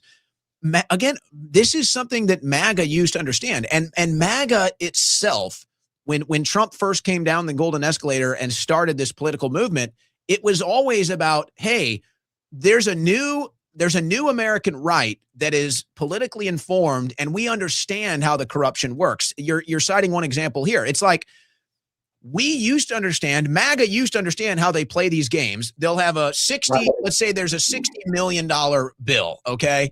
And $20 million is for the military, and then $40 million is for pork. And they'll say, this is the military, this is the Save the Military bill. And it's got $20 million for the military. And then it's got $40 million for transgender studies and, Libya and drunk seafood excursions and, wherever, Tanzania. And it's got all this garbage in there. And you're saying, hey, I'll vote for $20 million for the military. I'm not going to vote for $40 million for all of this pork. MAGA used to understand that. It's like, what happened? But I don't want to I think that you've expressed on that. Well, let me tell you another thing that everybody used to understand. When Barack Obama was the president, Nancy Pelosi was the speaker, pick any of these times, or even when John Boehner was the speaker. If a bunch of rhinos voted for a bill and 40 people, let's call them the Freedom Caucus and Freedom Curious, if 40 Republicans voted against something, and then a bunch of Democrats voted against it because they were more liberal than even the rhinos were. The conservative organizations like Turning Point USA, the Heritage, Freedom Works, Club for Growth, they never said, oh, he voted with the Democrats. They gave you 100% score for being a conservative. The only way for you to vote against John Boehner, and that was a former speaker for the people that don't remember, or for the only way for you to vote against a Paul Ryan Rhino bill was to be on the other side where the Democrats were voting. Now, the Democrats would be voting no for other reasons. And that's how you got those conservative credentials. That's how I became the highest rated conservative member of Congress from Kentucky, bar none, in the House of Representatives, on the Turning Point USA card, on the Freedom Index, on the Club for Growth scorecards. And you can look at all those scorecards. It's still there. I mean, for the people who think Turning Point is the gold standard, go look at how they score me. I'm doing great. I'm doing better than anybody in Kentucky on that scorecard. Well, Charlie Kirk was a big supporter of yours as well. And yeah. I do want to get to the local. I want to get down to the local with you here in a minute, because it's easy for us on social media now to kind of follow things at a national level. But you're in Kentucky. Not too many people know about local Kentucky politics and what's actually going on the ground. I want to get to that next, but I got to ask you one question before I get there. How much of this, what it is that you're going through politically right now, the attacks launched against you, Trump coming out against you, really the establishment now, the entire corrupt establishment, I view it, is coming against you. How much of this do you believe is punishment for the Epstein Transparency Act? From the donor class, it's a large portion of it. I don't think that, because as you see, there's not really been any accountability in Washington, D.C. They've still been able to keep this swept under the rug. But the Epstein class, they're not just for transgenders, they're transnational as well, right? They fly jets, they've got visa waivers, they don't go through the same airport security as you and me. And they mingle with princes and prime ministers and ambassadors, and they've got billions of dollars, and they're not particularly partisan or even ideological. And so overseas, you see that the Prince of England has lost his title. You see that the British ambassador to the United States, probably the most important link between two countries in the world, he was removed, arrested. a former prime minister of Norway, minister of culture from France, the CEO of the World Economic Forum.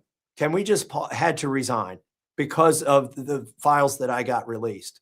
Can we just pause right there? The World Economic Forum used to be our arch nemesis. If you were America First, if you were MAGA, you were against the people who said we're going to eat bugs and you'll own nothing and you'll be happy about it. I took that guy out. Where's the applause, right? Like that should be a front page article. The guy that runs that organization, gone because of the Epstein files. And so am I getting punished for that? Oh, hell yeah. These people like Miriam Adelson, Paul Singer, they might not have gone to Epstein Island, but they dine with these people. So for instance, John Paulson, he's one of the 3 billionaires that contributes to MAGA Kentucky, which is neither MAGA nor Kentucky. These are people that are just as happy doing a fundraiser for Chuck Schumer and funding pro-abortion Democrats for state Senate in Texas as they are giving money for a ballroom in Washington, D.C. That's just the price of admission for them to go to the balls and be among the Epstein class. But let's talk about John Paulson. Even before the Epstein files came out, he was in the Black Book. This is an exclusive list of about 1,000 people for whom Epstein had private cell phone numbers. And it doesn't imply that they're guilty. It just implies that Jeffrey Epstein could drop a dime and call him whenever he wanted. And what we found out in the release of these files is that Howard Lutnick is a straight up liar to the American people. That's our Commerce Secretary. That's the guy on Air Force One that's behind Trump. He's behind the Resolute desk. He's always standing there whispering in the president's ear. He was on Epstein Island. And he claimed he never was, that he had nothing to do with Epstein. But John Paulson, there in the Epstein files, we see that he was throwing a recognition party for Howard Lutnick and asking Jeffrey Epstein for $50,000 and got it. Jeffrey Epstein gave him the money. He said, I don't even need to come. Here's $50,000 to honor Howard Lutnick. And he gave it to John Paulson. This is, Owen, it's a very small world. Well, these were the same people that were fundraising for Hillary Clinton too. Correct. They sure did. They're the same people that gave to Liz Cheney after she voted to impeach Donald Trump. Oh. Do you think these are his friends? These are not his friends. No. They are interested in this race because I am the most vocal opponent to foreign aid. I'm the most vocal opponent to wars, and they need the wars. They want the foreign aid to keep flowing, and that's why they're against me. And the guy I'm running against promises to rubber stamp all of that stuff. He will be a total puppet for AIPAC. Well, and it seems that that's where you have to be these days, especially if you want to be a Republican or even a, right-wing commentator. If you don't want to support that cause, they come after you in the media, just like they come after you in politics. But let's get local. Let's get to actually what's going on the ground in Kentucky. I don't know. I know you've been busy. You're voting and running the campaign right now. So you're still fulfilling your congressional duties while running this campaign, which is now obviously a lot more intense than perhaps it should be. Yeah. Ed did an event the other night. And of course, this is after he's dodged debating you. I don't know how many times, but how many times? 8. He's turned down 8 debates. And at least 4 of those went on without him. And I showed up to an empty. I saw you doing the ghost handshake at one of them with, okay. So he's dodged 8 debates. He has a local event the other night. Somebody brings this up that he's dodging the debates and he has no answer. He says, oh, I'm debating Massie right now. That's his response. I look at the local media. I look at, local independent press that covers your campaign or Ed's campaign. I look at local talk radio, AM station. It's more niche stuff, but these are the people that are actually boots on the ground that understand where things are going. They all seem to be in your camp. You are the incumbent. You are favorable outside of, I guess, the DC swamp.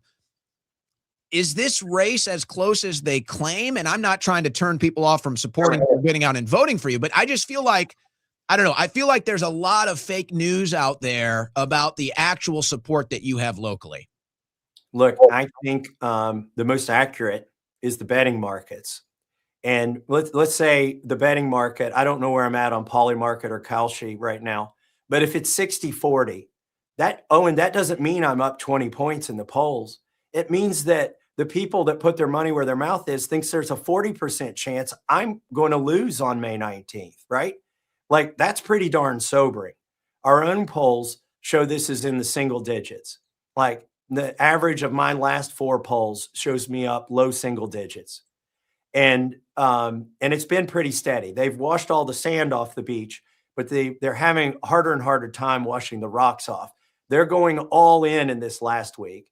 They're spending, they're adding to their spend. Like, usually you buy the entire week at the beginning of the week. Well, during the week, they're adding money to their spend, but they're already over like $3 or $4 million spending against me on TV in the last week. Yeah. Now, the good news is, I'm up to $1 million of spending thanks to the money bomb, and I'm adding to that tomorrow. I'm going to add more money to that spend. I don't want to, my opponents are watching this TV and AIPAC's getting out their wallet. So I don't want to say how much we're going to add to the spend tomorrow, so that because they'll front run me. Just like 5 cents. So they can send a dollar bill down the line. Yeah, we got $20 more on the money bomb. That's what we're going to add to it here tomorrow. But look, dogs don't bark at parked cars. If this weren't a close race, in other words, if I were running away with it, they would have stopped spending. And if they were running away with it, they would have stopped spending. It is a very tight race, and everybody's all in. Just when I thought nobody could push in more chips into the center of the table, AIPAC and RJC doubled down, Miriam Adelson doubled down, but our people doubled down online. And in a money bomb, I thought I might raise 300,000 or 400,000. We're over 2 million right now at MassieMoneyBomb.com. Yeah. And that's why we're still in this race. And they just those are all Americans, by the way. Those are all Americans. These are not foreign lobbyists. These are not foreign donors. And I think it's hilarious that they're running this attack on you. They're like, well, look, Massie is getting donations from Texas and Florida. Okay, his opponent is getting $25 million from foreign countries. Like, give me a break. Yeah. So let's examine those facts. I've got well over 1,000 donors from Kentucky. He's reported fewer than 100. And if you just look at the volume or the monetary value of the donations, his are like 2% from Kentucky. Mine are like 5% from Kentucky. So I've got, and then if you just looked at the overall value, I've probably got 5 or 10 times as many Kentucky dollars as he has. So they try to criticize me that way, but I'm not offended that this has become a national race and that people would rather send me their money. Conservatives would rather send money to me than to their own rhino congressman. That's the ultimate compliment. And I'm not offended when independents who were disenfranchised from the Republican Party, who left the Republican Party, and they send me money. I'm not offended by that because I'm trying to grow the tent. I'm trying to bring more people in. And I've told these people up here in Washington, D.C., what's going to happen if you are able to take me out in the 40% likelihood that Polly Market and Kalshi have that I lose. If that happens, you have alienated about 4 or 5 factions of the Republican Party, the coalition that gave you the majority in the House, that gave you the White House. You're taking out Maha. You're telling them, we don't care about you. You're taking out the 40% of Republicans who are tired of these endless wars. Actually, I would say it's 80% who are tired of endless wars, but it's 40% who are sticking with that, even when we're doing our own war right now, and it's not yet endless. You're taking out the fiscal hawks who said, we got it, the Doge coalition that's basically been run out of DC. Okay. You're telling them we don't need you. You're taking out the privacy hawks, the First Amendment absolutists who, and those cross parties, those are people who may be registered in other parties, but joined the coalition. It's always supposed to be a nasty, dirty thing when you're bipartisan and you're running, you've got bipartisan support for a bill like the Epstein files. Oh, he works with Democrats. They try to use that against you in a primary. But boy, when it comes around to a general election, all these guys in tough districts, they become real bipartisans. Well, that logic never holds up because it's never applied universally, and they always pick and choose when it's okay to work with Democrats and when it's not. Here's what I think the division is. It's the Uniparty versus the Unity Party. And the Unity Party was exemplified in 2024 by Tulsi Gabbard, by Bobby Kennedy, by Joe Kent, by folks like that, by the fact that Donald Trump said he was going to pardon Ross Ulbricht, and he did. That was one of the things that I got from Trump when I gave him my endorsement, was a promise to pardon Ross Ulbricht. And he did hold true to his word on that. But now we've seen kind of this drift towards central bank digital currency, the things that again, that's another part of the coalition, right? The Bitcoiners, the people that want sound money. Are you telling them, nope, we're going to go with the deep state? You brought us to the dance, but we're not dancing with you. Unfortunately, these said groups are all out. They're all out of MAGA right now. The libertarians, I think there's some debate about how many promises he made at that libertarian convention. But the libertarians feel that he has broken most of those promises. He did follow through with Ross, which is good. Some things did happen, but it does feel like its politics is normal. It doesn't feel like the swamp is being drained. It doesn't feel like the foreign interest, special interest money has been removed from the political process. It seems like they have more power than ever, quite frankly. And that's why I think people are so dazed and confused and disoriented and disenfranchised right now. And then we see what's going on in your race. And this is how I've been categorizing this, Representative Massie. And I can hear the strain in your voice. You're doing dozens of interviews. You got a big event coming up, and I want you to be able to plug.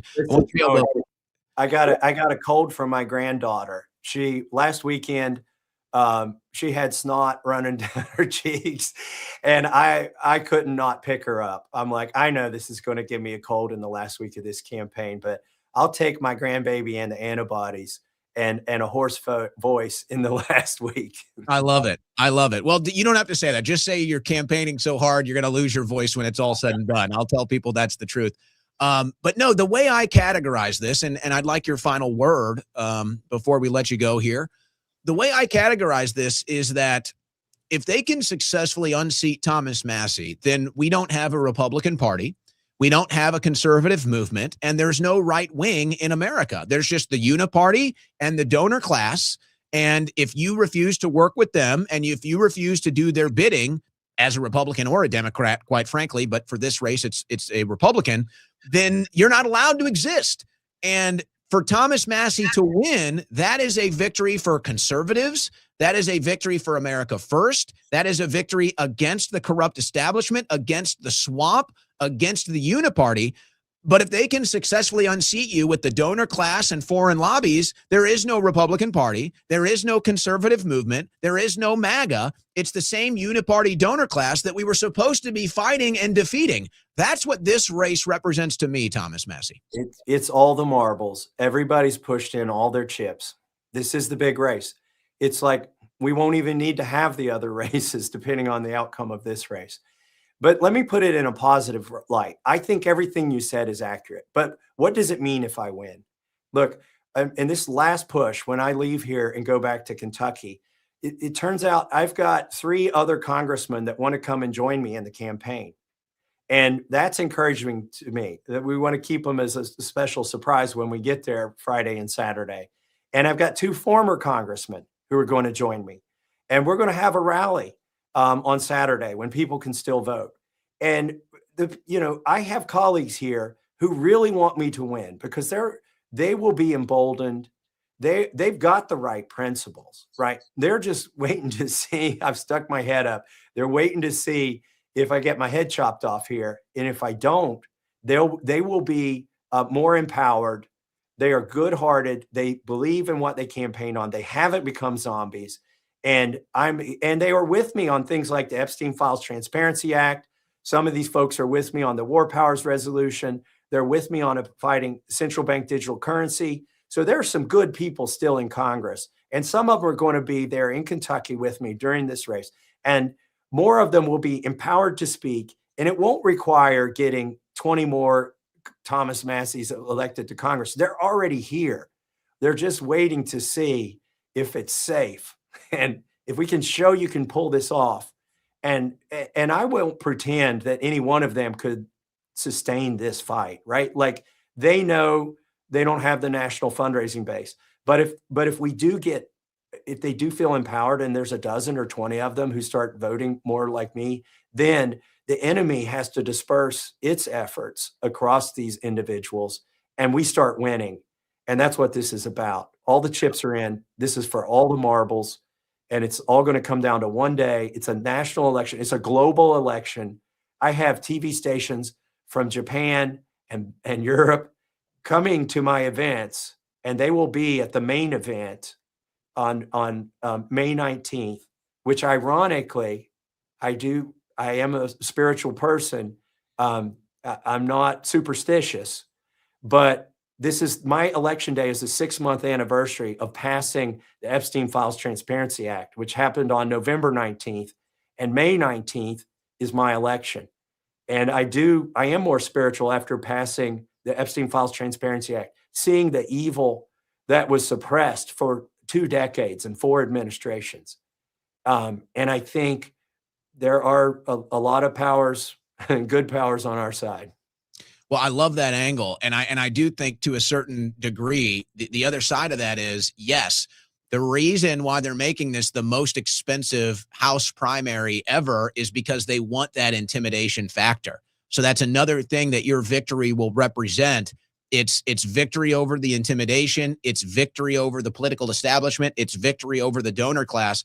Because I think they knew this was going to be a long shot. They knew that it was going to have to be a total propaganda campaign.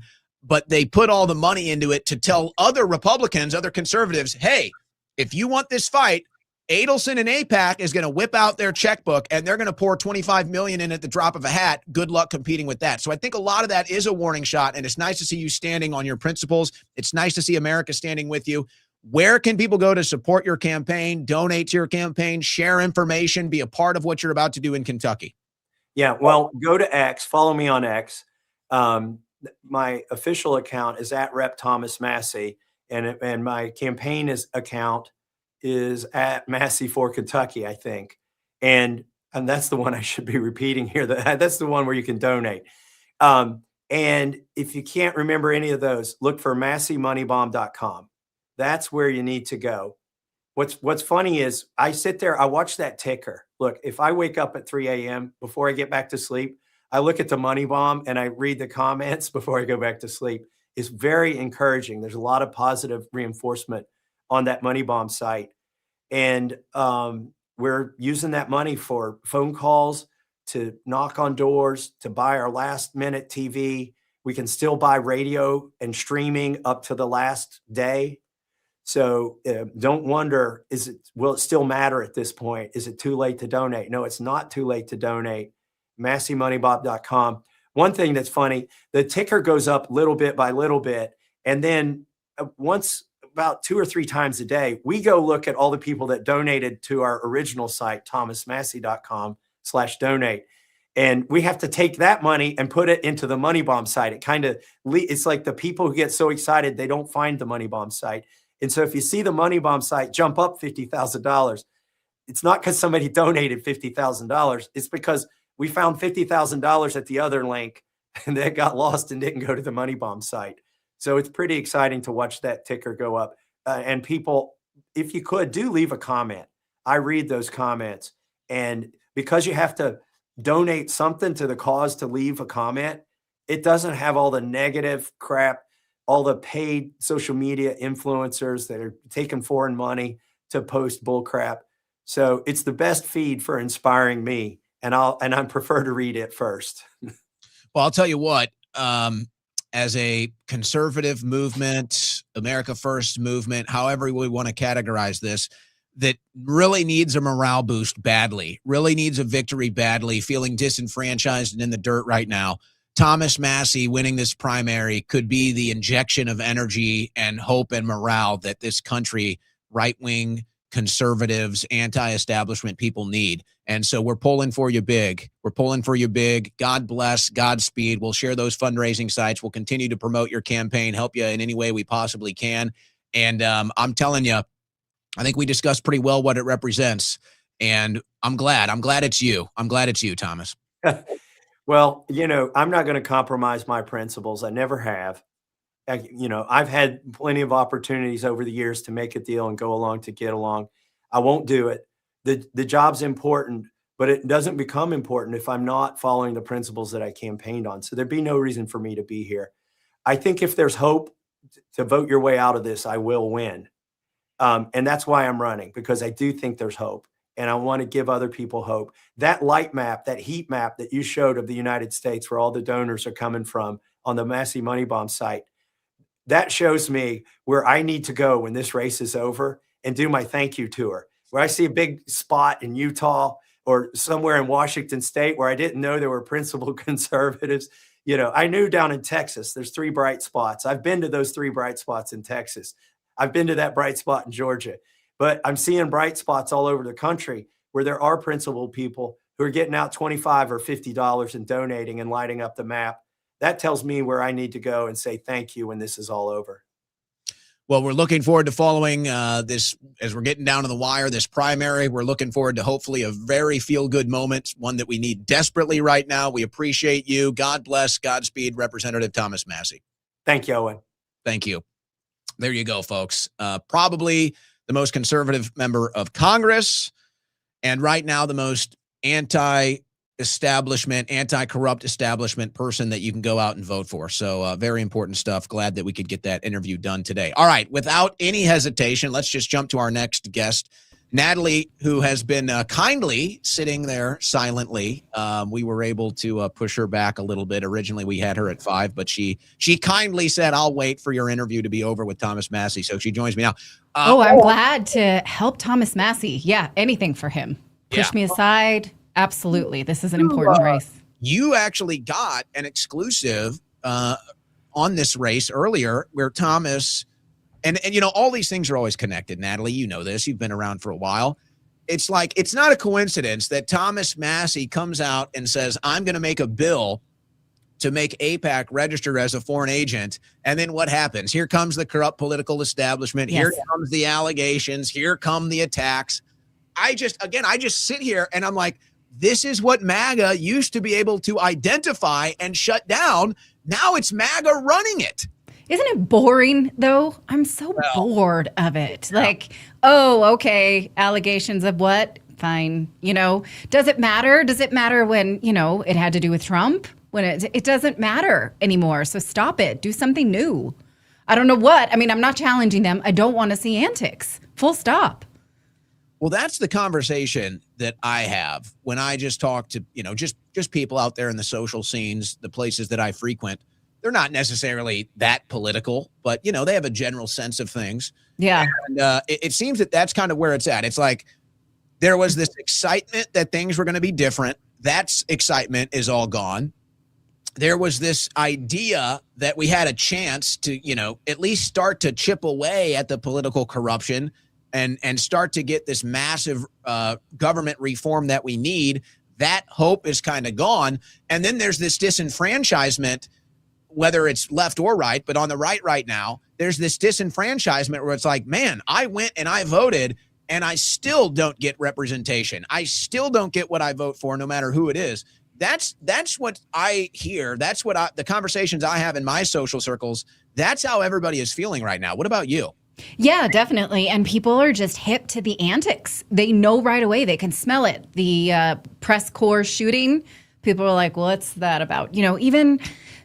I had a social engagement after Charlie Kirk was shot, and I don't bring things up in, social circles, but there was a guy who I thought was a really nice person to talk to, and he was like, they radicalized the kid. The kid was on some kind of something, and I was like, whoa, that's not even coming from me. This is in polite conversation now. I'm glad to see it. I mean, the sky's the limit in terms of theories of who's manipulating what, but I do still see... because I'm from California, I have California friends who will say like, oh, they're still going to take our abortion rights. And I'm like, dude, is it 2023? Let's knock that off. Let's talk about the actual rights that are being eroded, rights to criticize foreign nations, rights to be critical of your politicians, these are the rights I'm worried about. Like, it feels like skinny jeans talking about abortion rights. Which, of course, don't even exist. There is no right to an abortion. But I thought you meant skinny jeans. They very much exist. Yeah, but they're out. You shouldn't be wearing skinny jeans anymore. I'm not seeing the skinny jeans. I don't know. That ship has sailed. Don't do it. But it's like that's where we're at here. And there's this disconnect again. It's like we felt like, and a lot of stuff happened in the first administration, but there felt that like there was a connection, right? There felt like there was finally a connection from the average American to the White House, from the average American to the president. It felt like we had some representation, we had some influence, and, not everything was perfect, and maybe we had some issues, but it was like there was something there. It's like there was something there. There was some hope. There was like, okay, we're going the right direction. It's all turned on its head in the second administration. And it's like the people that are fighting the hardest to stop the political corruption, they're the ones getting attacked the most again. Yeah, it's discouraging because I thought, the brand that is redacted is independent thinking. It's things that once the Democrats stood for, and then all of a sudden we had endeared ourselves to conservatives. We were more aligned with the right than we were with the left because we were anti-war, free speech, and independent medical independence in terms of COVID. Those are things that Democrats once stood for, but we stood for them when Democrats were not. Now, all of a sudden, those are earning us the title of liberals. And we've alienated some of our audience that thought that we were Trumpers, that we were MAGA, that we would stand with the president. And we don't stand for people. We only stand for principles.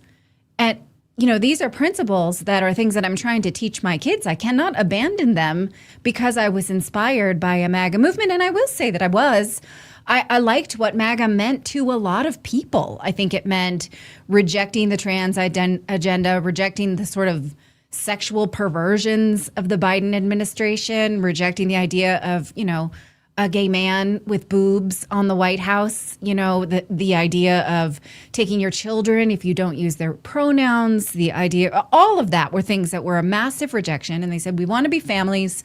We want to be able to speak see a boy and say that that's a boy. These were culture wars, I grant you. But Democrats they supported the destruction of Gaza. Most of that happened on their watch. We didn't think that Trump was really going to stop it. I did think that Trump would make more headway in the war in Ukraine. So that one's on me. He said he would stop at day one. So he said that. He did. But in the debates, I remember feeling so discouraged because he was using the same language of Putin's unprovoked war as the Democrats were. But he just said, I'll stop it because I've got a good relationship with him. Those are still lies. He was still explaining the war through lies. And it just felt like, okay, it's a uniparty.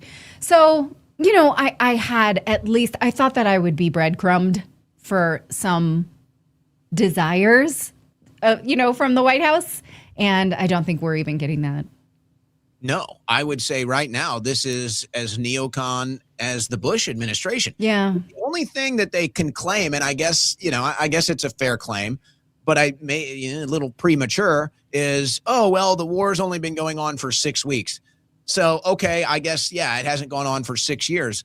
But even when they make that argument, this is what's so crazy now, Natalie, and I know that you guys over at Redacted kind of deal with the same issues here. It's like, hey, I don't mind political disagreements. I don't expect everybody to agree with me on all the issues or, policy direction and stuff like that. But I do expect logical consistency. That's what I want. I want honesty and I want consistency.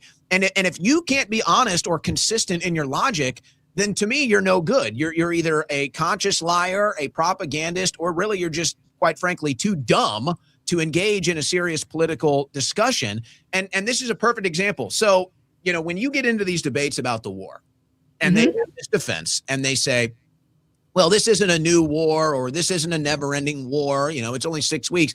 Eventually you get to the point where they argue it's not even a war.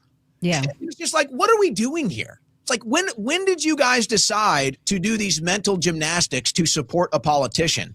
It's like, that's what's so alien to me. And it's like they're the ones that look alien here, not us. Right. And we had Anna Kasparian on the show the other day. And, when Trump touts this, you can't vote for the Democrats because Obama chooses Iran over Israel. And I thought to myself, I do too. I'd rather do business with those guys than those guys. I don't want to do business with the guys who just raised an entire civilization in Gaza. The guys who, take all of this land in the West Bank, separate a mom and a kid while they have to, I kind of would make that choice too. Now, that doesn't mean that I think Iran is perfect or that they are our best bedfellows or that I support the current government. It's just that at this point, is that a talking point that's going to win? That the Democrats support Iran? I mean, what does that even mean? We should have had logical diplomacy with Iran decades ago. But if you look at Obama, was not good to Iran. I mean, he put sanctions on them that crippled their economy. He launched the world's first cyber weapon on them. He ignored diplomacy when Ahmadinejad sent him letters. So, what are we doing here? This is a continuation. I get the feeling that Obama learned the same thing that Trump learned, which is you can get into the White House and maybe you've got your own ideas about foreign policy. Maybe even you've got your own hopes and goals for the Middle East to be the one president that can finally get it figured out. And eventually the powers that be come down on you and you just get totally rejected. That's generous, though. I mean, do you have agency or don't you? At some point. No, I would say no. Right. So who does? I mean, we're giving them an excuse, which I'm just not sure how much I want to do. Well, we're not in the business of excuse making, but it seems like that's what the business of MAGA is now. Yeah. Yeah. And I don't want to be cruel, but it's like. But they're cruel. Yeah. I mean, a lot of it is cruel. I understand. Maybe, I don't know. I'm somebody who's always willing to break down my paradigms. Always. I don't ever dig in on a belief system because I read a lot. And I'm like, okay, I was wrong about that. So maybe that's a key to breaking your hero worship. Something David Icke said recently on his podcast is don't worship people, worship ideas. Think for yourself, right? You can't have loyalty. Because how many times are you on X and you're like, wait, this person that I really liked is now a Zionist? Now I'm lost again. You can't find yourself in that position anymore where someone says something you think they wouldn't otherwise say. Just engage with the ideas. We have to stop that. Yeah. Well, and I don't think that that's what's happening. I think that it's loyalty. They just want blind loyalty. They want you to be loyal to a man, and they really don't care about issues, policies, promises. It's just you have to be loyal to a man. You have to trust a politician. And that's just totally foreign, which I don't understand how any American, quite frankly, can have that mindset after everything we've witnessed politically. To any politician, right? Right. And it's so crazy that that's where we're at in 2026. Yes, but you see the numbers dropping for Trump's approval rating. So I think that there are, if we're really giving out grades for independent thinking, there are more independent thinkers who are on the right than are on the left. You did not see this fallout for Joe Biden, despite everything that he had done, which I think was a hellscape. That is true. And, you bring up having Anna Kasparian on, and I think that this is where there's like this disconnect. And I'll even play into their own ideology as far as, hey, you can't talk to Anna Kasparian or whatever. And I would say, well, how about like this? How about let me present it to you like this? Anna Kasparian now looks more reasonable and logical and fair and balanced than MAGA. That's where we're at. So if you really think Anna Kasparian is some radical this, radical that lunatic, well, you as a Trump cultist, you now look worse than she does. That's where we're at. Right. Well, she was one of the few to break with the Democrats over the Biden administration. And there were very few like her because Democrats do that far less. And, I think you have to be willing to break with whatever you aligned yourself to. For me, again, my hopes for breaking the Israel lobby were really low when it came to the Trump administration. I did not think they would do it. I just didn't think it would be this bad. At least the Biden administration kind of tiptoed around it, and it was all, I mean, it's a constant assault on our psyche to see Israel taking over Lebanon, to see what they've done in Gaza, to see them moving in on the West Bank. It's horrible. And we have to just watch it knowing that there's nothing that we can do about it and we are paying for it. And so I thought, every time, what was his name? The vampire looking one who was the press secretary for, is it not Jake Sullivan, for the Biden administration, I think it was. It's not Jake Sullivan. It was the other guy. I can't remember. Anyway, every time he was asked about hey, can we stop the genocide in Gaza? He would give some kind of BS answer during the Biden administration. I was like, I cannot take this anymore. But we have it. That's what we have it. Well, and the gaslighting, it's like, look, this is no endorsement of Iran. Let me be perfectly clear, since we have to put these prerequisites out there now. This is no endorsement of Iran, not at all. But I'm not going to be sit here and gaslit and be told that Iran is the biggest terror state as we're watching Israel bomb 7 different countries, kill hundreds of thousands of people, including innocent women and children. I'm sorry. You're not going to gaslight me into thinking Iran is the only evil in the Middle East as we're all watching Israel commit the most heinous evil in the Middle East. And it's like, that's what they're trying to gaslight us on right now. And if you're a principled conservative, liberal, wherever, and you just look at it for what it is and you reject that, the entire political establishment tries to come down on you, specifically right now in the right, since that's who's in power. And we're starting to see the deterioration. And I want to get to the midterms coming up, but we're starting to see the deterioration. Let me give you an example. Scott Jennings was he was on fire on CNN, right? Scott Jennings, the right-wing voice on CNN. During the Obama years, you mean? Well, more recently during the Biden years, and then in kind of Biden years, yeah. Yeah, and then kind of the first months of the Trump administration, Scott Jennings, his political public commentary profile was on fire. He was on the rise.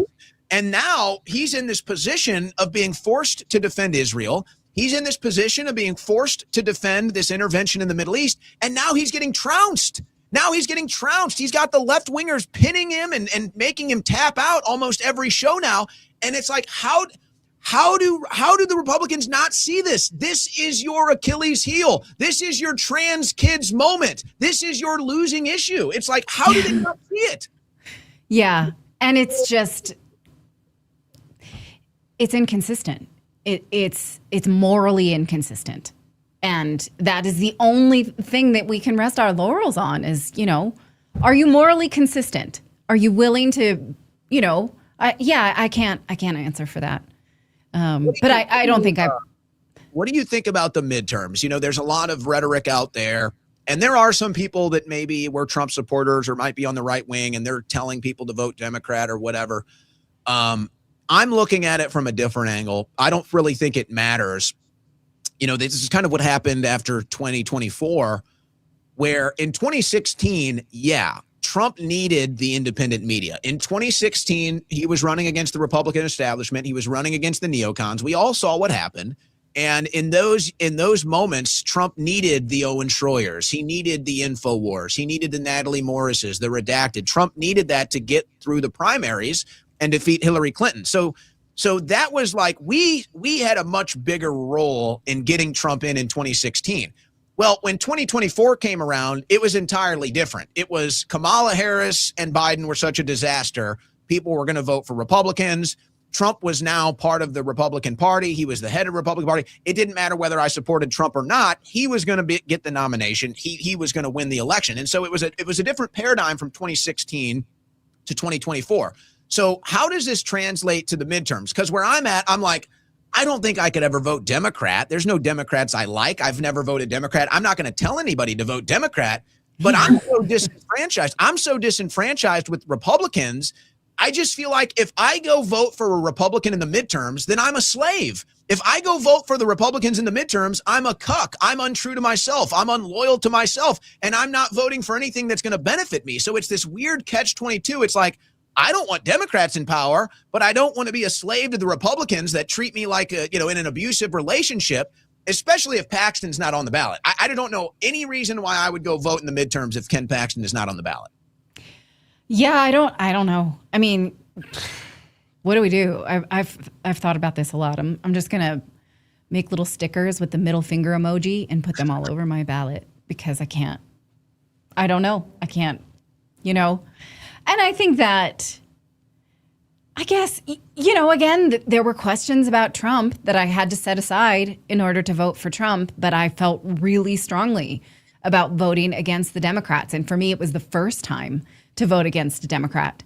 And so, you know, I sort of put those caveats aside in order to do it once. Can I do that again?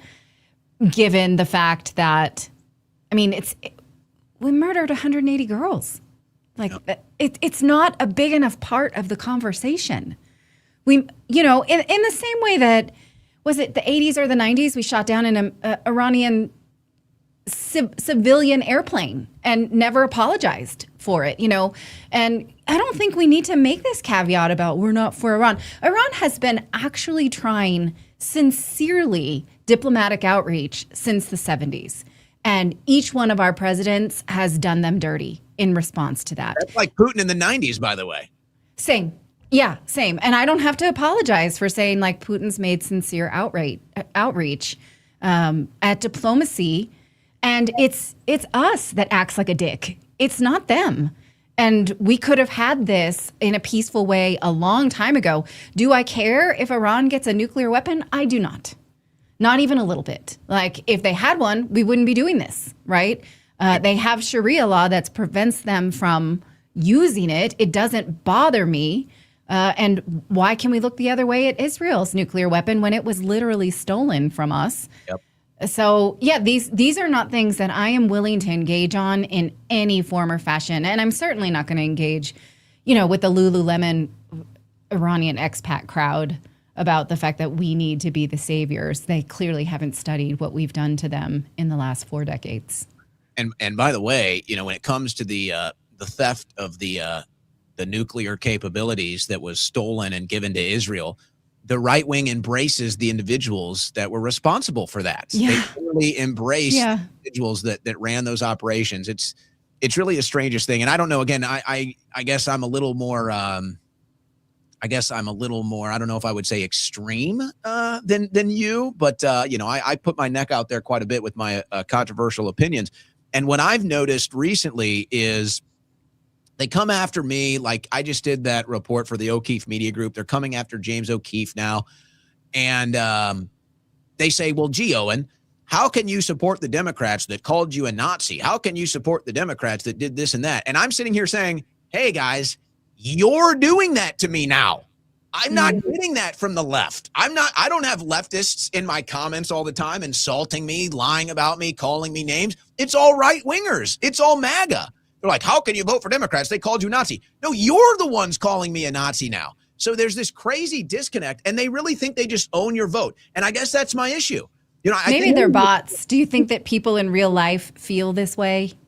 Oh, yeah. Some of them I know are real because I've met them. Some of them are even, I guess I would say, former friends of mine now. They're just total Trump cultists now. And again, it's like, oh, you're this is why I don't have friends. This, you know, well, I just don't make friends. You got to have some friends. You got to have a little bit at least. But it's like, can they show you a policy? It's like, what policy do I support that's liberal? What policy do I support that's Democrat? You can't show me a single one. This is just your new ad hominem attack because I'm not part of your cult.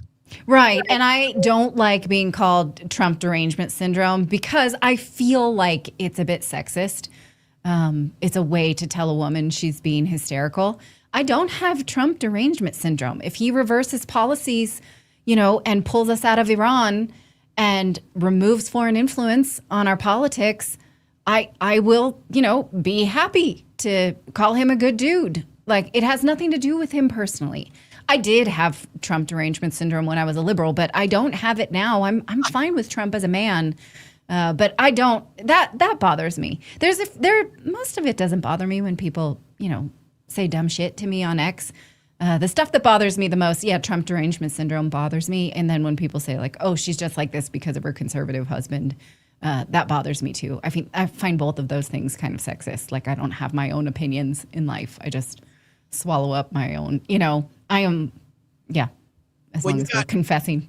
You've got right-wing politics, you've got left-wing politics, and then you have, I think, the majority of Americans that are somewhere in the middle and just kind of maybe swing with their vote because no matter who gets into office, they're all corrupt. And so they go the other way, then they go vote the other way, and then they go vote the other way. And the one thing that I think is not properly discussed right now on the right wing, I think they're totally not even misinterpreting this. I don't even think they're interpreting this at all. I don't believe today, as we have this discussion, that the American right has the moral high ground anymore. I think that the first year and a half of the Trump administration, the moral high ground that the American right had, the conservative right had, even maybe at large, the Republican Party, I think it's all gone. I think we have spent all of our moral high ground capital on this awful foreign policy, the war in Iran, backing Israel and everything that they're doing, gaslighting the American people about what's happening domestically. The right wing no longer has the moral high ground, and they're still operating as if they do. And it's like, guys, you don't understand. You do not have the moral high ground anymore. When you want to come out and say, oh, look at this artist who said F Trump, it doesn't matter anymore. You're not coming from the high ground anymore. You're just as in the dirt as they are now. Yeah, you're right. And who does it matter the most for? Obviously, civilians who were attacked abroad, but we've been doing that for decades. Obama killed more people abroad than Bush did, and it was horrible. But the American working class, that really had this idea that life would be easier for them because Democrats were no longer perverting the economy for the war in Ukraine, and then they get it worse with a war in Iran, an additional war, not just fewer wars, but more. And one thing that I really want to make sure that I never am is elitist in terms of my politics. And now Republicans are that. Yeah, 100%. And you look, I'm not even, Trump taking that delegation of, the billionaire industrialists that for a lot of them, they've sold out America to China. It's ironic that he takes that. I actually look at that as good strategy, quite frankly. I kind of think I understand what Trump is doing. Showing up in China with all these industrialists that have kind of sold America out to China, but it's like, okay, maybe this is a presentation of they're with us now. Let's put some pressure on it. I'd like to think that's what's going on. Maybe that's some hopium.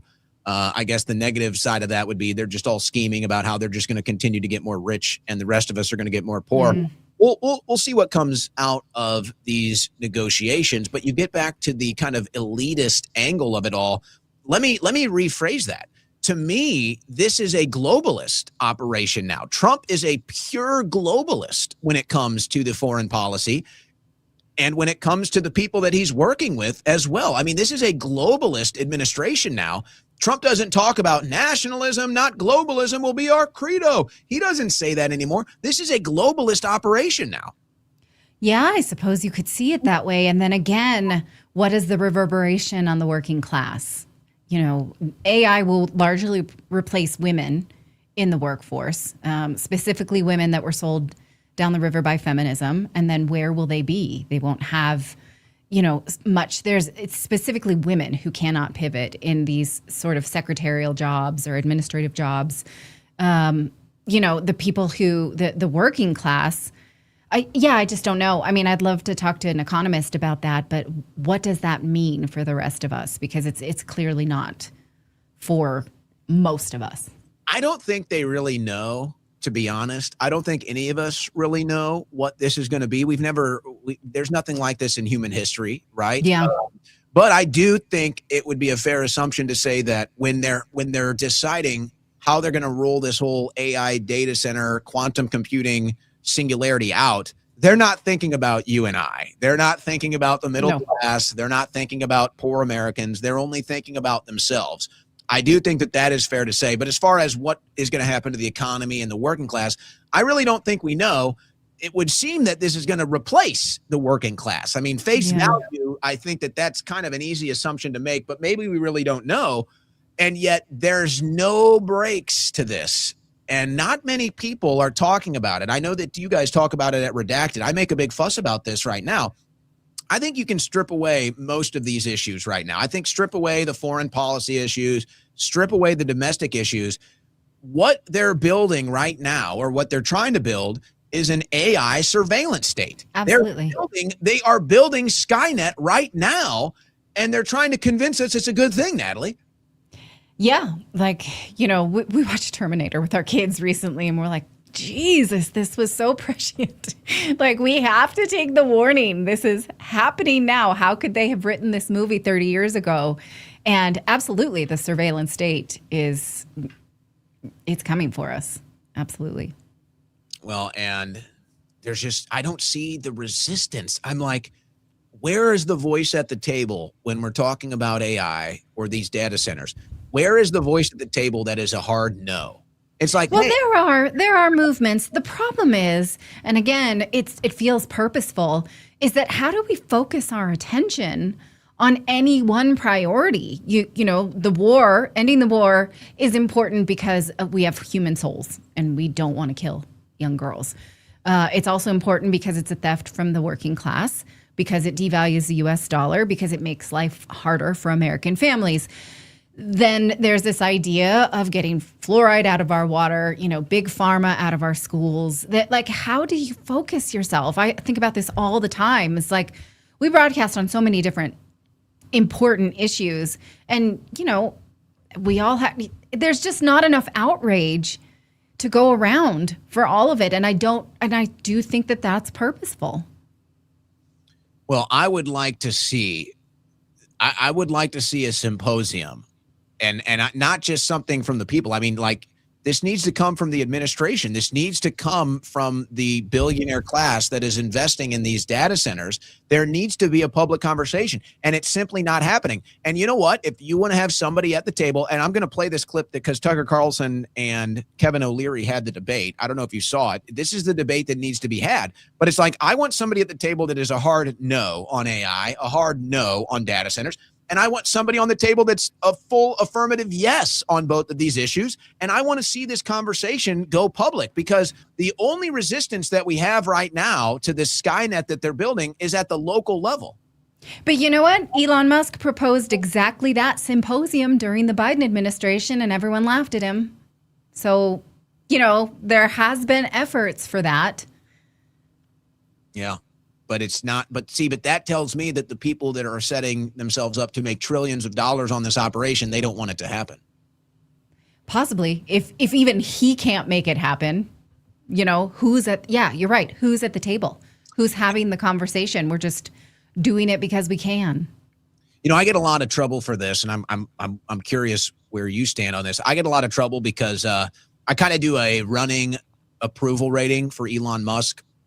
Oh.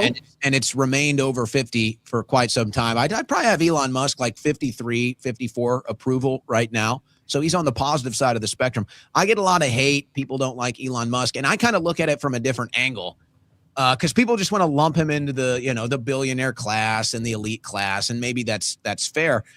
The reason why I look at Elon differently is, well, really two reasons. I think that Elon, unlike the rest of it or the most of them, I think Elon actually cares about humanity. I do. I think that Elon actually has some connection to humanity and has some love and appreciation for the beauty of humanity, where the rest of them they just feel like, throw it away. We don't really care. And I feel it's important, whether you like Elon Musk or not, that we need him in there. He might be the only one of this Sentai billionaire class that actually feels any connection left to humanity and doesn't want to just flush it down the table. And two, the other thing that Elon has made public statements about too, he basically is saying, look, I'm not into AI. I'm not even into social media. The only reason why I'm investing in these industries is because everyone else that does it hates you. Everyone else that invests in these industries hates you and hates the planet and hates humanity. So it's like, I'm not into this stuff, but I have to invest because I'm the only one that doesn't hate you. So that's kind of my interpretation of Elon Musk right now. Do you agree or disagree? Actually, I do. Yeah, I was really disappointed when he broke with the White House over Doge. I thought that he was well-intended. I'm with you on that one. I don't have a hatred for Elon Musk. Last night I was walking through a parking lot and someone had a Tesla that said, I bought this before Elon went crazy. And I was like, what a fucking stupid thing to do. Like, that's stupid. Take that off. Yeah, nobody said that those people got any brighter in the last 4 years. Yeah. I don't have patience for that kind of, like, that's an old argument. Come on, let's, we're killing people now. Like, let's all focus there. I don't want to talk about abortion. Don't bore me with that. I don't want to talk about, boys and girls sports. Like, this is a lot more. I'm like, I don't understand why April 8th is not October 7th.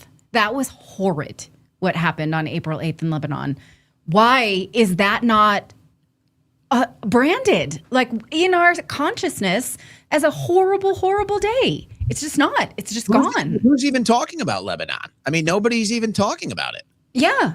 I don't understand it. Like, April 8th needs to have the same amount of awareness and revulsion as October 7th, and it doesn't. Well, you know why. Yes, I know why, but I mean, I have it inside of me. I have equal disgust for both days. And I mean, the same, February 28th. Let's have these days as parts of our, like, let's never do this shit again. And we're just living our lives. We're still going on. Yeah, never again only applies when it's supposed to apply for the political agenda, right? Never again. It's a political ploy. It's funny. I mean, can you even ask people, like, what date did we kill 160 girls? They should know. We should be able to say February 28th. What date did civilian apartments, 300 people die in Beirut? We should know that. Like, this needs to have the equal branding, because for obvious reasons. I don't need to finish that because. For some reason, Natalie, whenever I'm out, doing social events, social activities with friends and such, for whatever reason, people like to debate politics when I'm around. I can't quite figure out why. But it's the law of attraction. Something happens. Everybody wants to start talking politics with me. But this is something when it comes up, when these issues come up, which, by the way, I do think there's a massive mismeasurement from the right on this. The war in Iran is so unpopular. Israel is so unpopular. And if you don't understand that, you're just under the propaganda brainwashing. But what happens when these political debates come up around me is what the people that are trying to stand on the moral compass, what will happen is they'll bring up pro-life. And you start talking about what's happening in the Middle East, Israel, Lebanon, Gaza, and they say, oh, well, okay, you're right wing and you support this. It's like, yeah, okay. They say, well, are you pro-life? Well, of course I'm pro-life. Well, are you pro-life in Gaza? Are you pro-life in Palestine? Are you pro-life in Lebanon? Are you pro-life in Iran, where we just killed almost 200 schoolgirls? Are you pro-life there? And this is when they start stuttering and muttering and coming up with the excuses. And maybe it's not the most fair thing to say that's equivalent to abortion, but I do think it's pro-life. I think it's you're either pro-life and you want to preserve humanity and not have innocent people die, whether it's in the womb or in Gaza or Lebanon, or you're not. You're not. Yeah. I'm with you on this. I mean, obviously you can see that, I want more outrage for the last 3 months. I want a lot of it. I want it. I mean, Israel's building October 7th attractions, tours, museums. Nobody's doing that for any of these other days. Why? They're children and civilians. I mean, I don't know if you saw the images of, like, somebody's ultrasound who was, in the rubble of a pregnant woman's ultrasound in the rubble on April 8th. And yeah, I'm not over it. So good point about pro-life. I'm with you on that. Well, I'm not the one that brings that up. I just said these debates happen. These debates happen in front of me. I'm just kind of sitting there like I'm the stage or something. I'm not even talking. And you'll have people that are like, yeah, it's great what we're doing in the Middle East. And then you'll have conservatives be like, well, aren't you pro-life? Of course I'm pro-life. Well, are you pro-life in the Middle East? And then it's like, well, that's different. Yeah. So it's great. I mean, by what metric is it great? That's a strange thing to say. By the metric of how easily you fall for political propaganda, I think. And in foreign policy, it might be the most intrusive and heavy of all of it. Natalie Morris with us from Redacted. Natalie, appreciate your time today. Where can people follow your show? Yeah, Redacted. It's Redacted News on YouTube. You can follow me on X at Natalie Morris. There's no E on Natalie. And those are probably the platforms. Oh, redacted.inc. We have a daily newsletter as well, where it's like, little political conversation. And usually those are the things we'll talk about in the show. We're live Monday through Thursday. And if you guys are looking for a source of news and information outside of the Owen Report, of course, that is fair, neutral, balanced, honest, and trustworthy. I can tell you Redacted is a great source for me. Thank you so and they much. can be for you as well. Natalie, really appreciate you. Tell everybody over there on the Redacted team hello. I will do that. Thank you for inviting me on your show. It's fun to not be the host and just be, I liked being the guest. I can just be bitchy. Yeah. Well, I don't know if anybody would describe you as that. So maybe Really? I'll try harder next time. Hey, ratchet it up a little bit more next time. Okay, I'll bring the bitch on. You invited. Nobody called you a bitch in the comments, so I don't know if that's a letdown for you today, but we'll try to do better next time. Okay, I'll bring Hulk Natalie next time. I promise if I'm invited back. All right, Natalie. Good to see you. Have a great day. All right. Well, it's okay. Been a loaded show. We're coming up on the 3-hour mark. We have to get to our super chats. I've been teasing this Tucker and Kevin O'Leary debate, but maybe we'll put that on hold because tomorrow I've got Greg Reese coming on the show. And he did a video recently about the data centers and the New World Order and why he thinks they are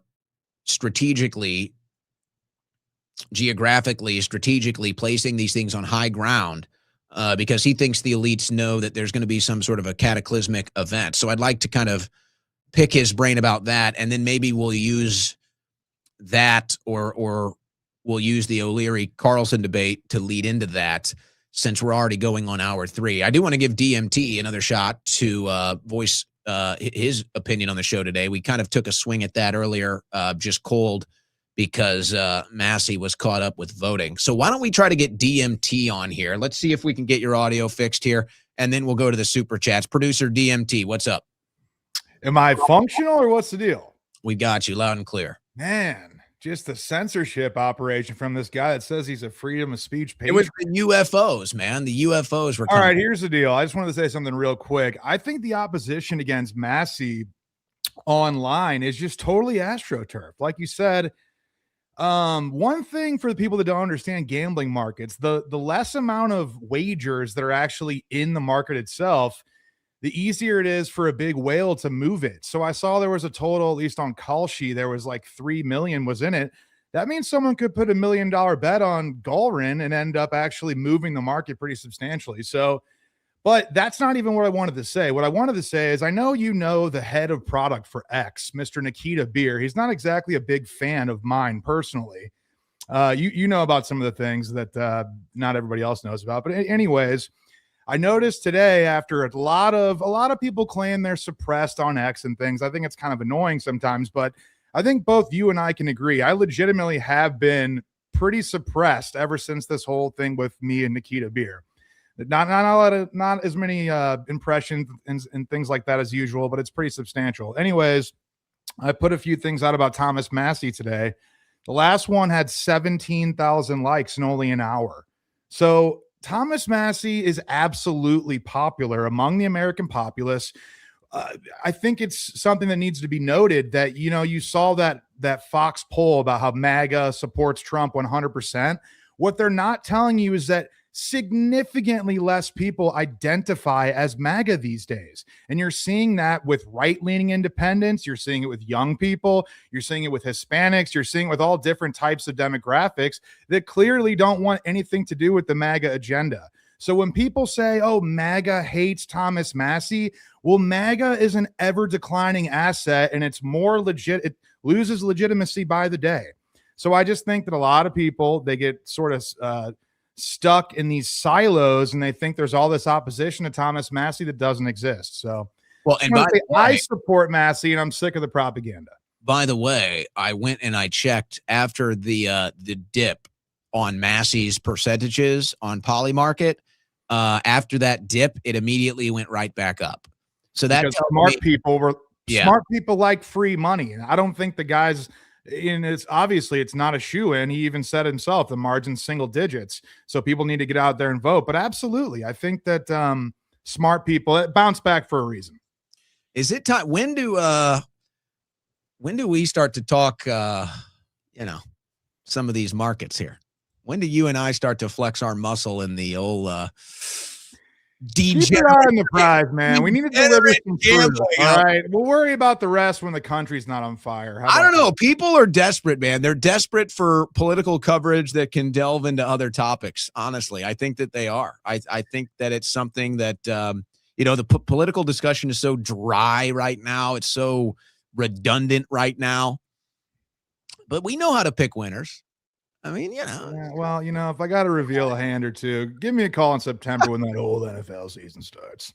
Okay, you got nothing tonight. You got nothing. No, nothing. No, I don't. Yeah, I got nothing. No. You like Massie, though. Hey, man, like I said, I got bigger priorities. We're trying to keep the last remaining patriot and honest human being within the halls of Congress. So we got fun and games to worry about here during the summer.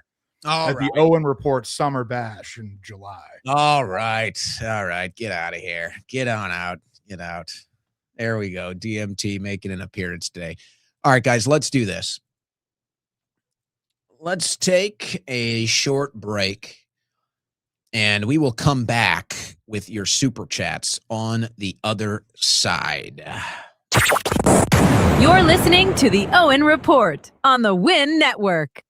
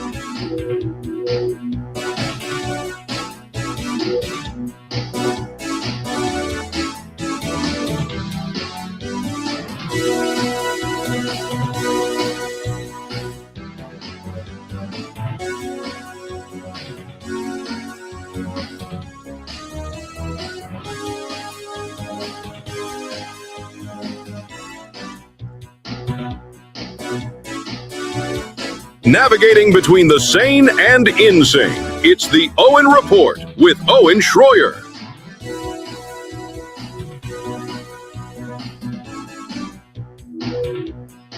Do you guys want my degenerate gambling picks for tonight? Let me know in the super chats. I won't voluntarily give them out. But if you're interested in the super chats, I got one I got my eye on. I'm going to be honest. All right, we're going to pile through these super chats real quick. I'm going on with Clint Russell later tonight as well. That's going down in about an hour and a half. So let's get through these super chats, and then we'll be going on with Clint Russell later tonight. I believe me and Harrison Smith are actually going to be doing a panel with Clint tonight. So looking forward to that. But for now, let's get to our super chats as we do at the end of every show. Dust Vault, time to take gloves off Benny Johnson. You know, guys, I don't get into the personality stuff. I don't get into the personality beef stuff. So I'm gonna continue to do that. I see it. Can you give Massie some tips on how to have Riz? I think he's already figured that one out with the new bearded Clark Kent look with the 3-piece suit. I think he's figured his Riz out. I've got I'm slowly transitioning. I still got the Barry Gibb Riz, but I think we're in our final phases of the Barry Gibb Riz, and very soon we will have a very new Riz in the month of June. So just look out for that, guys. Look out for the new Riz coming up in the month of June. Rack on Tube, watching you from Jordan. Huge fan and glad you're back. Thank you. Really appreciate that. We love our international audience, and thank you so much for the super chat and spending time with us here on the Owen Report from Jordan. God bless. Appreciate that. Owen's wifey. Hey, babe. This is how good I got it. I am such an alpha male, okay, that my own wife has to pay money just to speak to me. Who do you know has it like that? Come on. My own wife can't even speak to me without having to pay me money. I'm just saying. That's power. I'm not even going to try reading that name. You're colonized. Watch out for divide and conquer tactics. Oh, well, we're very aware of that. I think we see that every day. And that's part of the reason why I don't get into the personal conflicts, because I do think that's all divide and conquer. To name them is to hate them. Well, that's the logic that they want you to believe. Silver Soldier, Owen undercover in DC on Grindr next. I think I'm too well known.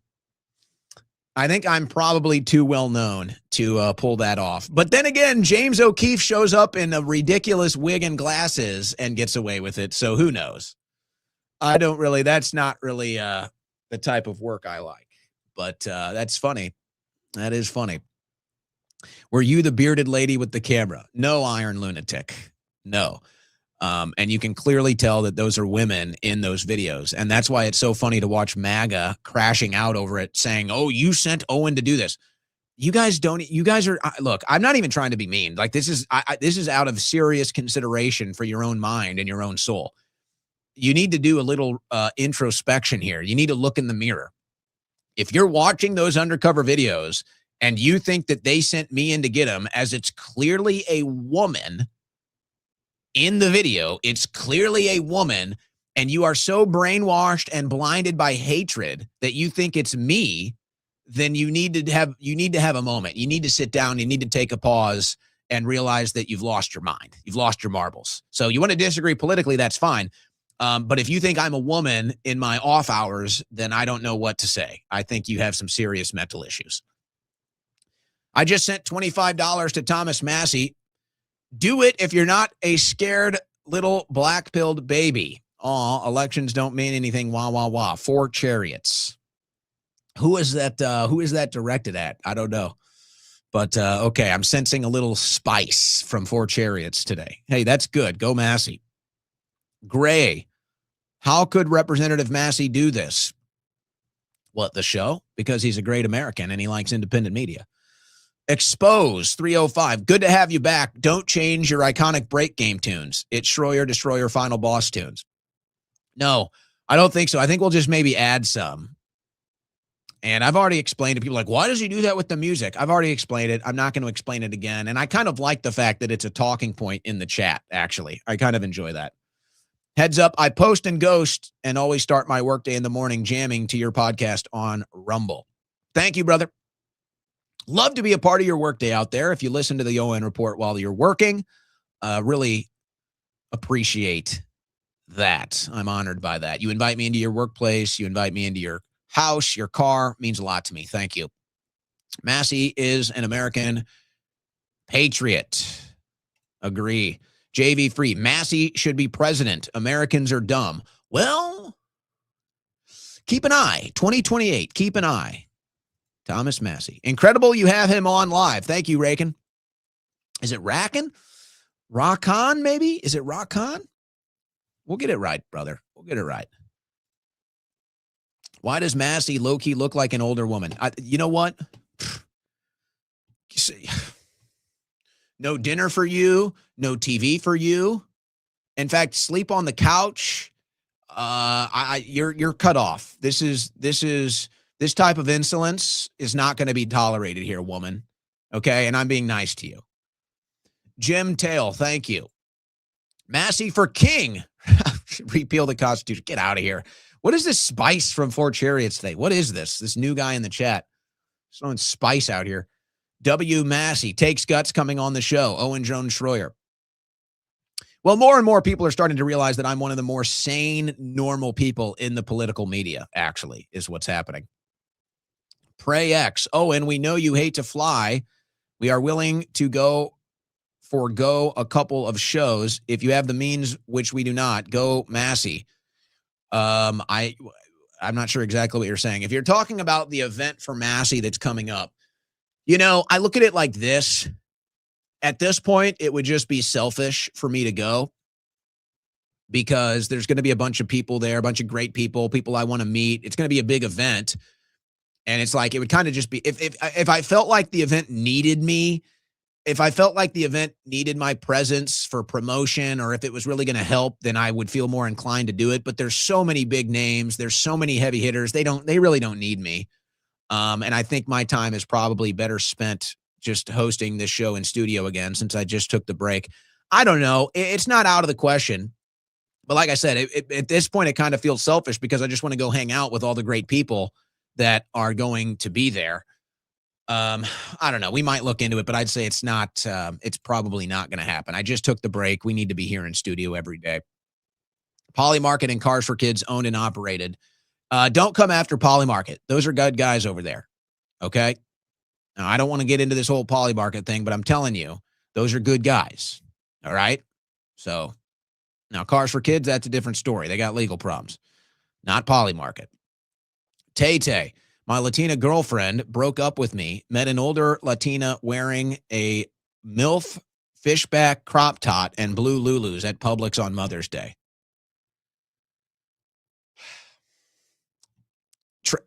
You have so many insider jokes here, nobody can keep up with you anymore. It's like, you got to tone it down. Did Natalie mention Lululemons? You know what? I understand what you're saying. And I am better than Lululemons, by the way, just like way better.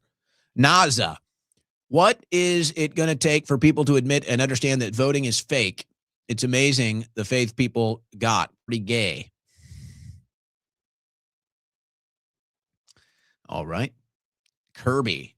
No, he wasn't talking about Kirby. I think she was talking about Jake Sullivan. She was describing Jake Sullivan. I can't think of any other person it would be. Pizza and grape soda will be our credo. Well, I don't think Trump was into pizza and grape soda, but Epstein certainly was, and all of his friends certainly were. My Starlink connection over your Spectrum connection. Okay. All right. Yeah. Here comes the peanut gallery. Two sweet souls back to back. What a treat, Owen. Yeah, great guest today. Really, really great guest. No chem in the HTO to turn the friggin' frogs gay. Not if you got your Cove Pure Water system. Bro, Elon is either a robot or a clone. Interesting. Why do you say clone? Robot? Do we have robots running around pretending to be humans? I don't know. Maybe it's not so far-fetched. Our brains have been flooded and numbed with atrocities. That's true. That's true. We've become desensitized to it, and then it all becomes politically aimed and propagandized so that you're only supporting the one side that you're supposed to, that owns your mind. I think it's time to vote for a third party, the farm girl. Well, Elon Musk talked about launching an America party. If anybody can make it possible, maybe it's Elon Musk. There's never been an environment where a third party could win. There's never been that environment, and it would only exist at the presidential level, not at the local level. It'd be too hard to penetrate it at the local level. But at the national level, this could be the first time where you have a political environment where a third-party candidate could actually become a serious contender. I mean, it'd have to be a big name. It'd have to be a big name and a big voice. But I think it's the first time where a third party could actually be a contender. I think that we have the first time where a political climate where the Republicans suck so bad and the Democrats suck so bad that people from both sides are disenfranchised and looking for new options. JV Free, Owen, if you're really pro-life, it's time to create life and drop it deep inside. Jesus. Also, spoke with AJ. He's waiting for your call. You're right. I need to start creating babies. So let's just